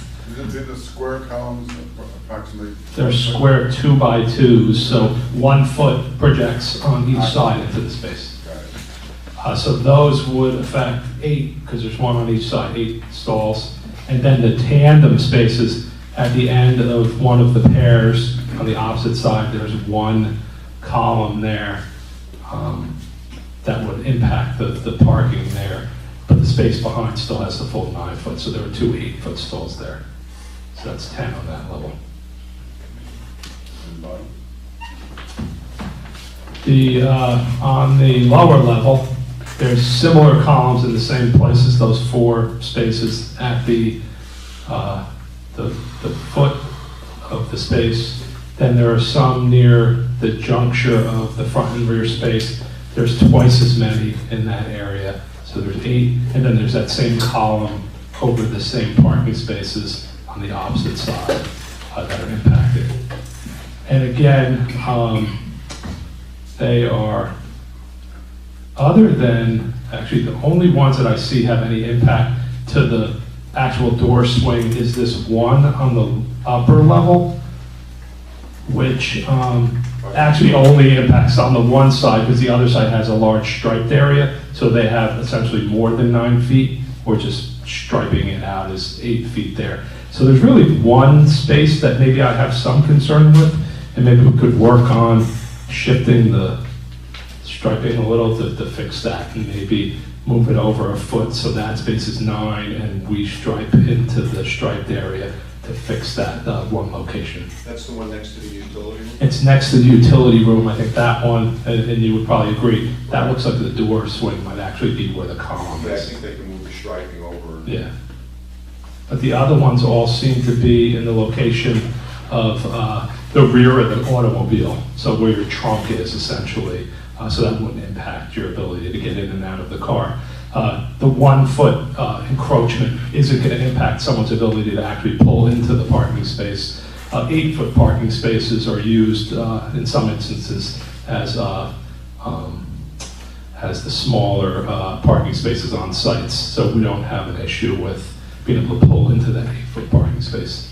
Interestingly, a side note, NJDOT has 8 foot parking spaces throughout their parking lot, for what that's worth.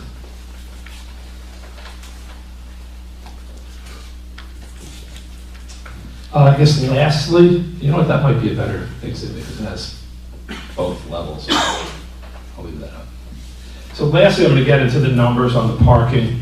And again, as I said, my firm has been involved in a lot of multifamily residential, specifically in the last 4 or 5 years when it's really become prevalent here in the Northeast, in the northeastern part of New Jersey, where, and particularly in areas that have, as I mentioned earlier, the ability to walk somewhere, the ability to take mass transit, the ability to park on the street.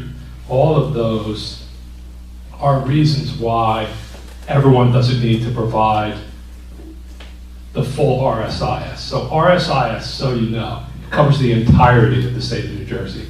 It covers Sussex County, where you're in an area where garden apartment. So the same requirement for this 7-story building is the same as a 1-story apartment complex in Sussex County.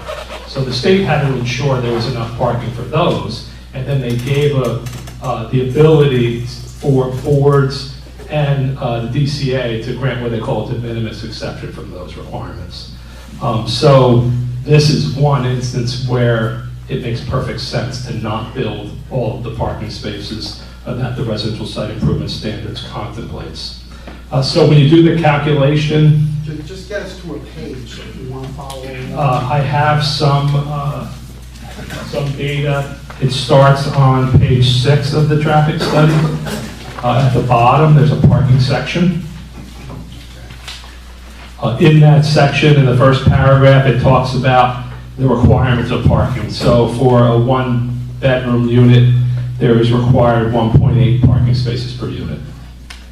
We have 24 of those. For a 2-bedroom unit, we require 2 parking spaces. We have 38 of those. And then for a 3-bedroom unit, we have a requirement of 2.1. You heard your engineer get up earlier to talk about the 0.1 additional related to those enlarged units, or I forget exactly what you were calling them. 2 plus units. So if, for the sake of being conservative, if we call those 3-bedroom units, those 14, we'd require 1.4 more. So when we do the calculation, utilizing it as submitted to the board, we require 132 parking spaces. If you add the 1 for the 2 plus units, it would be 133 parking spaces. So we essentially have a 32 or a 33 space de minimis exception on the site. Now, there's also information in... So you have a 32 or 33 space shortfall. Shortfall. Is that a de minimis exception? Yes.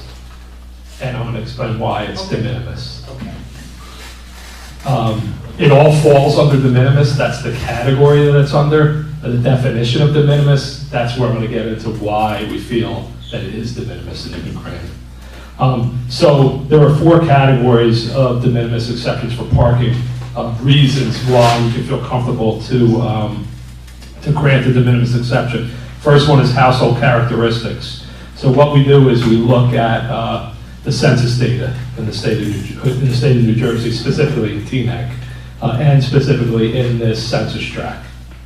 So in this census tract, for owner-occupied units, the census tract identifies 1.55 spaces per unit, owner-occupied. In this census tract for renter-occupied units, it identifies 1.1 spaces per unit. So you can see right there, we've gone from 1.5 down to 1.1, so we've reduced almost about 30% or so a reduction in parking. Throughout Teaneck, owner-occupied units have a parking, automobile ownership of 1.89 per unit. That's throughout the entire Teaneck. And 1.03 per unit for renter-occupied, similar to the 1.1 in this census tract. So, hold on to that 1.1 because we're going to look at it later versus some data that we've identified at another facility. One of the reasons that you can feel comfortable is we're looking at probably a 30% reduction in the needed parking just based on what happens here in town of 1.9 essentially versus 1.1, or 1.55 versus 1.1. The next criteria is availability of mass transit. I'm sure you're all familiar. We talked about it before. There are 2 buses that stop here, the 2 bus stops. There are 2 bus lines that stop right along the frontage of the site. There's also 5 additional bus lines within a half a mile of the site, making it very much a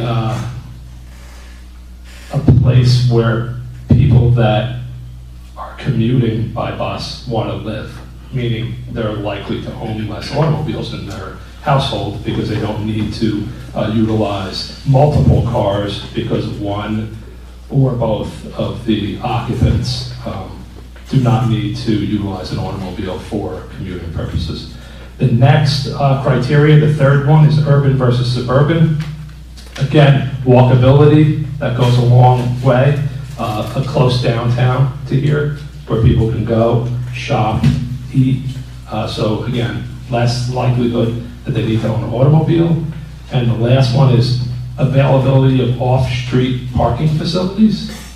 So that would be our 44 spaces that we're proposing as part of this development as being a benefit to the project and a benefit to the overall area. So similar to what Ms. Berger was talking about earlier on the site to our rear, that they're building 40 new spaces, and that lessens the demand on street by 40. The 44 we're building, they won't necessarily be used all by the people from our building, but it'll take 44 people that are now searching for parking spaces on the street, get them off the street. So we've gotten 40 off in the rear, 44 off from this project in the front. So essentially opened up in the area from our project. I'm just going to take credit for 44. It's going to open up 44 parking spaces on the street that are somewhere in this area that people are parking in. That opens that up for visitors of this site to utilize. Can I ask a question? I'm sorry. Sure. The municipal car park, what is it currently? How many spaces are that? It's not, it's a grass area.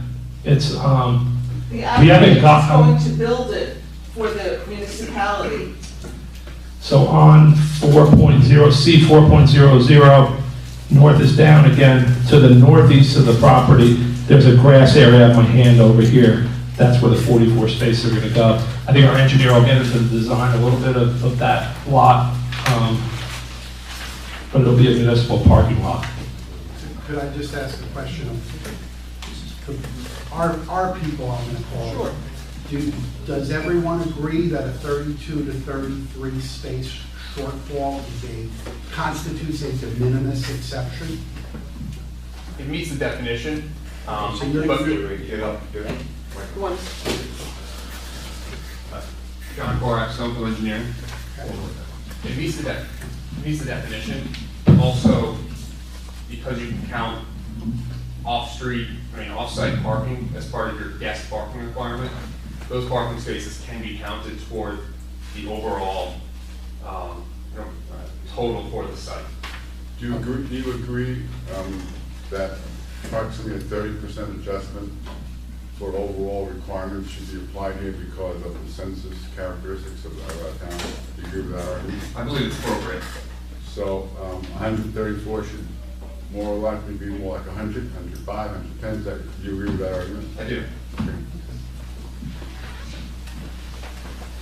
So to go back to the overall numbers, the census tract is calling out 1.10 per unit. We also had some data, it wasn't collected by us, it was collected by another traffic engineer, and I apologize, I don't know the development, I only know it's called Sheffield. I don't even know it's in Teaneck, but I know it's somewhere in the immediate area, somewhere. Where? Englewood. I think, actually, that might be what, because I tried to look it up.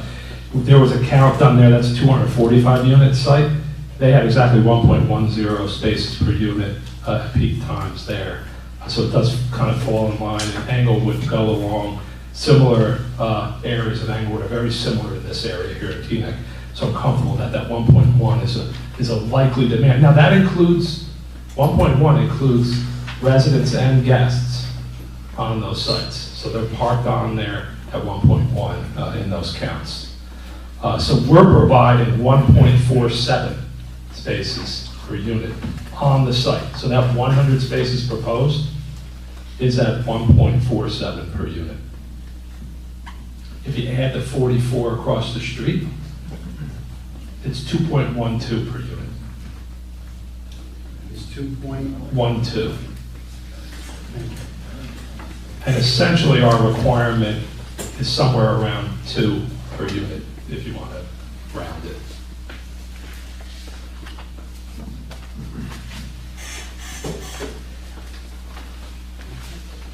That's, I think that's all I have. Just a couple of little follow-up questions to some of the things that was brought up. Earlier in the day, there was in the evening, there was a question about access for emergency vehicles or to the site or coming to the site. Could you comment on that? Typically,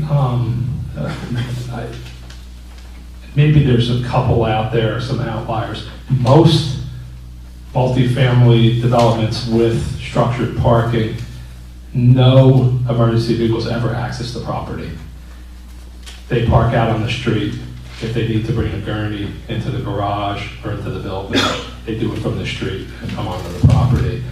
Fire trucks are never going to come onto the property. Obviously, they're going to put themselves inside of a burning building. So they'll fight any fires from the street as well. I'm sure, I think we have a higher height than most. I heard 10 feet from the architect before. Most of the garages we work in are between 7.5 and 8.5. So maybe 10, they could get a smaller emergency vehicle in there. They can definitely get a smaller trash truck into the building if needed. And also, What have you find statistically about the need for parking? Has the change in people's habits been such that there have been less cars usually required now for? Yes. The millennials and how it's really gone over the last few years, and the proliferation of multifamily residential developments, particularly again in this northeastern area. Younger people are not looking to own multiple cars. It's an extra expense that they don't need. If they can, with the transportation network companies like Lyft and Uber, there's less need for automobiles today than there was back in the day when I was a teenager. All everyone looked forward to was having their own car. That's not the way it is nowadays. People aren't looking to spend their money now on extra automobiles if they don't need to have them.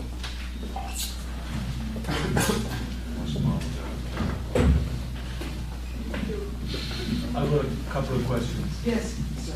I don't know who's the right person to ask really, but We'll try. will the developer be charging rent for spaces, or will they be allocated per unit?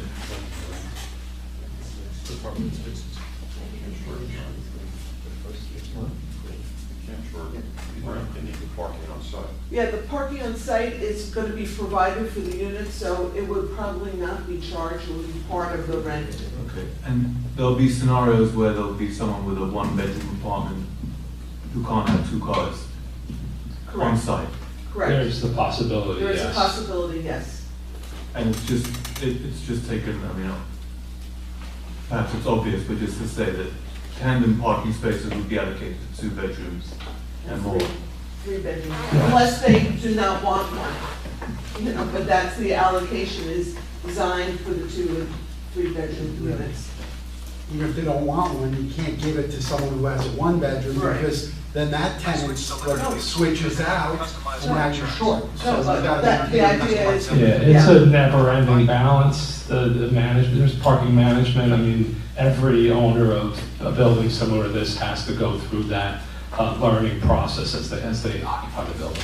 And almost in essence, because it's a rental, you have better control over that, because you ask someone when they're renting, you have that conversation with them of what you have and what you can offer. Any other questions? That's it. Any other questions, members of the board? Just along those lines, you said you can't charge for the spaces on site. You also can't charge for the spaces that you require. They're not our spaces, they're the town's spaces, so we can't talk about what the town can or cannot do. They're going to be the town's spaces.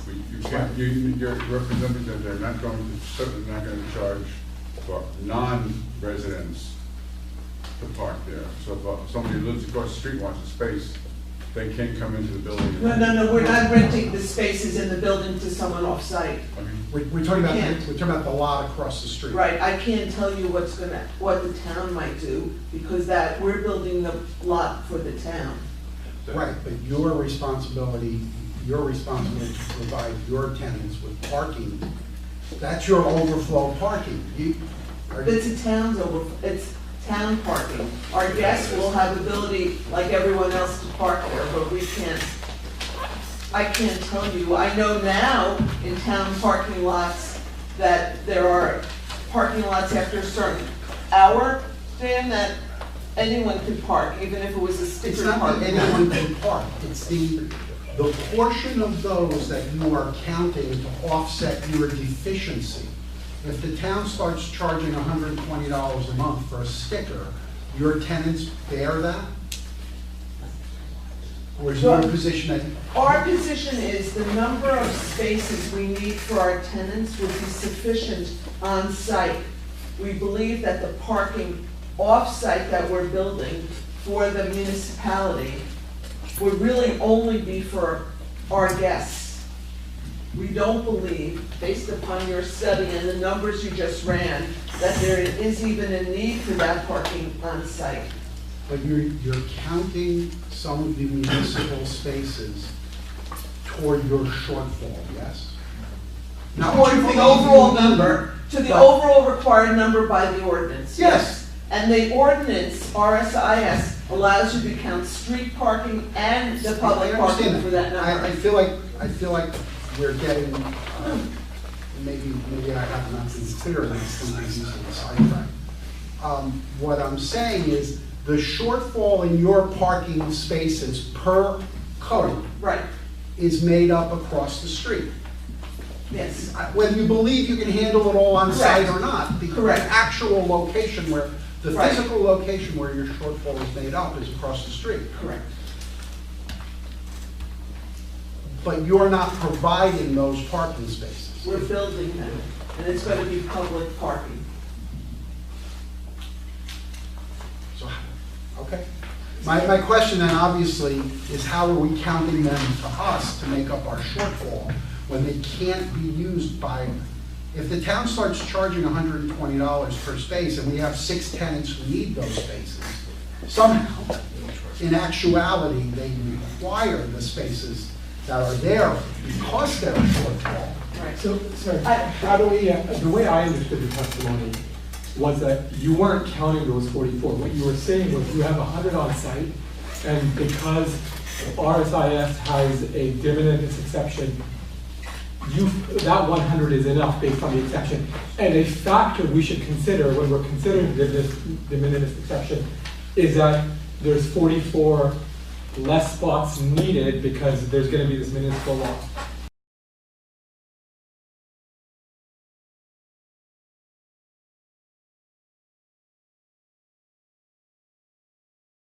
I think your expert wants to get up, I think, guys. But the other part of this is the guest parking requirement for RSIS, a half space per unit. That's the portion of the parking demand which can be satisfied off-street, municipal lots, et cetera. That requirement, 68 units, right? Yes. There would be 34 spaces, which, you know, they're constructing in excess of that. Really satisfies that guest parking demand. You take those 34 spaces off the requirement of 132. That's a 98 space requirement where they're providing their 100 on site. Okay. So the question I have is, those guest spaces are needed for this project, yes? The guest spaces do not need to be reserved as guest spaces. RSIS just declares they need to be in a common area, which includes on-street. So it could be a meter. Does RSIS differentiate between public paved and Any other questions? Right, what if you're like that? That's just a What justification, you said. Joseph and Charlie Halls, that's just a justification for the de minimis exception. So what RSIS says is that you need to have so many parking spaces, but local conditions can dictate you reducing the number that's justified. So you're in Hoboken, you have a municipal lot. You don't need on-street parking as much because there's other places available for people to park. So what this applicant is proposing is that they're creating extra spaces that are available in the case that the guests come and they have nowhere to go. And I guess the idea is so that based upon RSIS, as you hear, every project has different needs and areas and different times. So instead of building all this excess parking on a project, you make commons parking. And that way, all projects and all residents have a right to use it, to provide that. Yep.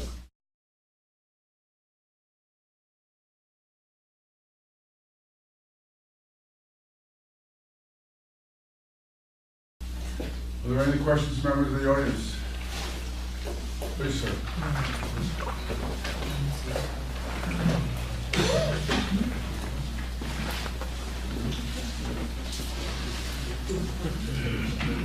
Dr. Powers, do I need to swear in? You want to offer testimony or just questions? I'm going to ask questions. You don't? Let me move my documents if you wouldn't mind, so we don't confuse them. Sure that- no one line out. Thank you. You said that you were anticipating this project would be completed in 2020, and therefore you took the numbers that you were giving us, and we're going to grow them to what you projected to be in 2020. Yes. Is that right about that? Yes. Did you, in figuring out how to grow them, include the fact that there was a 228 unit facility just up the street on State Street, who was going to be feeding almost entirely everything it had in its garage onto State Street. Did you take into account that? Yeah, we included a number of projects. I'll reference the study so everyone can find them. Page 3. That's it, page 3. So page 3, I'm going to read out the projects we included. 50-unit residential development, Queen Anne and State Street. I think that's our next door neighbor. Expansion of the yeshiva on Queen Anne and Palisade. 6-story mixed-use residential retail southeast quadrant of Queen Anne and State Street. Wait, which one is that? Queen Anne? It's 140 State Street. 140 State Street. 128-unit residential apartment located to the south on Queen Anne Road. The Verizon project, consisting of 228 residential units on Teaneck Road, I think is the one you just referred to. And we have a 248-unit residential building north on Windsor Road. We did the vast majority of these traffic studies, so I think only one of them were not prepared by my firm. Did you, in each of those studies, relate what you were finding about those impacts from a single facility to the broader range of issues? I raise this. Are you aware of the fact that this town had a development meeting just 2 days ago? No. Are you aware of the fact that the issue of traffic on State Street was perhaps the most common and most issue of greatest concern? No. Are you aware of the fact that at least it is the perception of the public attending that meeting, which was 70 people, that we already have a problem? So I'm trying to understand how you accommodated those in the aggregate in order to understand how you came up with your analysis, because it is an enormous increase of rental unit occupied cars coming into that area. All right. So I'm going to object to that question and direct him not to answer, because you're talking about 70 people who weren't here and there's no basis. What's in the head of 70 people. Drop what people said. I need to understand the methodology you used to accommodate for each of those. So first of all, it would not be this applicant's responsibility to mitigate for the traffic from those other 6 developments. His only responsibility would be to mitigate the traffic from his development. So when you look at how much traffic the project generates, as I mentioned before, 1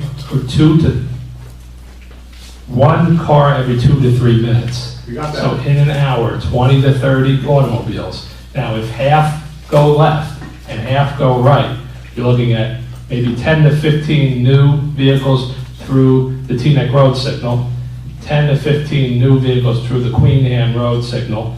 Those both already have, say, 1,500 vehicles going through them. So we would represent 1% of the traffic at those intersections. I'm asking, how did you accommodate the fact that the growth that one would expect to occur by 2020 would be vastly greater than a simple situation in which there was not what you are now saying you have in fact accounted for? And I'm interested in the methodology you used in order to arrive at that. I know all you did was sort of throw my question out. I'm asking you how you accommodated the fact that you have enormous growth of traffic coming from those additional facilities. So we included the traffic from all of those facilities when we did our analysis. In what way? We took the existing traffic, grew that to 2020 by a background growth rate, which is a normal standard growth rate. Then we took the traffic from all those 6 developments. So every vehicle driving State Street that we projected, we added those on top. That's how we got to what the projected 2020 traffic was. And then on top of that, we had our traffic. So that's the methodology. And were the projections of the owner, the autos coming from those facilities using the normal RSIS, or one in which the de minimis was already included? All right, so parking RSIS is one thing over here. I got that. Trip generation, traffic volumes is one thing over here. They're not related to each other. Trip generation is developed based on the number of units. So if it's a residential development, it has X trips per unit. If it's a high rise, it has a lower. If it's a mid-rise, it has a little bit higher. Low rise has a little bit higher. Single family would be higher. Commercial developments have different trip generation. So we add, based on all those units and all those counts, and all approved developments, 6, that went through either the planning board or zoning board, reviewed by traffic engineers, those numbers were all agreed upon. Those were all added on top of each other to get to the day before our project opens traffic, and then we take our traffic and add it on top of that. That's the methodology. Can I see those numbers somewhere? Yes, in my traffic impact study. Which was submitted to the board and it's an Public exhibit. record. A4. Well, it's public record. It's A14, it's this study. I may even have an extra. Mr. Powers was actually in there in my office, and he took a couple pages and copied of the traffic study, but I can always email it to him. I thought it was snowing pretty hard and I had to run home. But the question I have remains, I find it a very inconsistent methodology used. Because one of the things, can I offer testimony? No. Not now, unless you'd like to be sworn. I'd like to be sworn. Or do we want to wait until the testimony is at the end? There may be other people on the okay. Thank you, sir. Any other questions from members of the audience? Please step forward. You identify yourself, please, again? My name is Michael Klatsky. Speak slowly, My thank you. name is Michael Klatsky. If you don't mind, my name is Michael. Thank you. Okay, I had an opportunity to review some of your traffic report. Would you say that it's accurate that the methodology chosen by your firm is the standard IT Institute of Traffic Engineers methodology used in all projects in the state of New Jersey? Yes. And that's confirmed by the, I think it might have been one of the first comments in the review of your traffic engineer. Okay, and then with that said, can you tell us what the level of service is on State Street headed west towards Queen Anne Road in front of this site? So the level of service that we analyze is the driveway. So the only vehicles that have delays are ones that have to stop to make a movement. So anyone exiting the site has a level of service and delay because they have to stop and wait to exit. And I talked about there being a B level service and a C level service of delays of 15 to 20 seconds or so on average. Then people waiting to make a left turn in because they have traffic proceeding in the opposite direction. They have to make a left turn in. That's the level of service you would consider along State Street. Those are in the report on page 5, table 5. So those have been identified as an A level of service of less than 10 seconds of delay to make the left turn. The through volumes on State Street have no delay at our driveway. They have a delay when they get to the signalized intersections because they stop, but there's no delay for through movements. Okay, so that's my question. What's the delay for vehicles in front of this site that are passing through? Because that would be a good indicator of how traffic flows on State Street today. Well, there's no delay for vehicles traveling past the driveway because they're unimpeded by the people on the driveway. Okay, so at the present condition, there's no delay at all? There's none specific to our driveway location. There's delays at the 2 traffic signals on either end. But my question is, in the middle of the block, right now, people are not waiting? No, not to drive past, no. Okay, do you know what the capacity is mid-block? It would be the A level of service because there's no delay. Okay. Do you believe, based according to your methodology, based on all the background growth from all these developments, that the level of service for through vehicles would remain the same? Yes. I'll repeat that once again. In your professional opinion, would you say that through traffic headed westbound on State Street or eastbound on State Street would remain at the same level of service based on all the background growth and all the new developments being proposed? Well, it's a difficult question to answer because you're telling me based on all the background growth as well. So they're adding a lot of traffic past our site. But as far as any impacts from our site to the through traffic, it would have zero change to the operation of the through traffic on State Street. So based on this project, the level of service would remain A on State Street? Yes, correct. Thank you. You're welcome. Thank you, sir. Any other questions from members of the audience?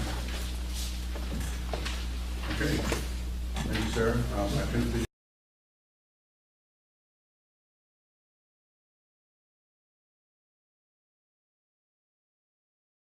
Our professional. So we did that already.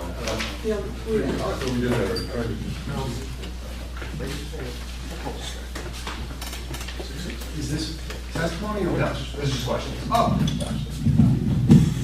Just had a couple questions about the proposed gate system. Yeah. Oh, sorry. It's John Korak, C-O-R-A-K. So the proposed gates, you would locate them toward the rear of the site, is that correct? Yes, so as far into the site as we could. So referring back to either one, I'll go back to C 4.0. So if you're entering into the upper level, it would be at the back edge of the utility room, which gives you at least 2 cars stacking after the sidewalk. That was going to be my next question, what the stacking is, and typical transaction time, so to speak, if there goes a processing time through the gate? It's likely to be actuated by some type of system where, similar to like an Easy Pass type system, you'll have something in your car, you want to open your window likely, and it'll read it, and then it'll open as you're pulling up the driveway. So it could be very short if we put the reader back far enough, and as you trip it, it could be maybe 10 to 15 seconds per vehicle, maybe. And would you expect any queuing beyond the 2 vehicles stacking between the sidewalk and the gate based on trip generation and the processing time? No. So during peak time periods, we only identified about 20 inbound vehicles in an hour. So that's 1 every 3 minutes entering the property. And with a 10 to, even if it's a 30-second slow system, we don't anticipate any issues with vehicles backed up onto the street. Great, thank you. You're welcome. Okay, thank you. I think we're done for the evening. Set another. I just have a couple. Okay, so We got 3 experts for this. So the Ms. Laney, board planner, can you explain how moving vans will circulate or work on the site? I don't know if moving vans are going to be able to get on the site with a 10-foot height, but I can discuss that with the architect. It's likely to have to occur along the property frontage. There are 4 parking spaces there. Management will schedule move-ins. So they're going to have to work out a system that they're able to utilize those on-street parking spaces during move-ins. And just one other question, with regard to, decreased car ownership, is there any provisions for bicycle ownership on the site? Not currently, but we can look into that for the next meeting. That's it. Identify yourself one more time. Joseph Vince, Showing Laws. And 2 things. Can you just comment on the de minimis exception required for a parallel space of 21 feet along the State Street frontage? I did see that. I think we were just putting back what was there and just sliding it slightly, so I think there's 21-foot parking spaces. We didn't work with Dan and figure out exactly how to stripe those. Looks like we had a small area that was hatched at each end, and I know we're going to be looking at some sight lines from the driveways, so that all probably is going to tie in. Again, it's a municipal road, so we don't really have control over the spaces. We'd have to work that out with the municipality. You feel 21 feet is adequate? I do, especially since there's only 4 and the 2 end ones you can pull in and back in because there's a bus stop and a driveway. So there's really only 2 that are restricted to 21. We could change the striping to be 18 and 5, which we do a lot of times. So each space is essentially 21. But you get a full 23 because you get a striped area that no one parks in. We've done that a lot of times. But again, it's really up to the municipality how they'd like that to be striped. Okay. And can you just discuss the need for a loading space or lack thereof? Yeah, I think we could talk, I think we're going to talk about it offline and talk about that a little bit at the next participate, because there are 4 nice parking spaces here that we would likely, the night before, go out and maybe cone a space if we know someone's coming and they can use that area for loading. I mean, UPS, FedEx. For UPS, FedEx, yeah, they're going to double park. The road is very wide, so if you double parked next to the car, there's still ample room, more than a 12-foot lane. I don't have the exact dimension, but it's probably 25 feet from the parking space to the center line of the road. Yeah, it's a really wide road. Okay, thank you. We need to establish the next meeting date? Yes, yes. What people do you have? So I have planner and our engineer, so 2 more people. Are you offering us a special meeting? So there's a special meeting date of March 21st. But one of my experts can't come, so we were talking about the April 4th. I just want to check if both, if not, we'll have to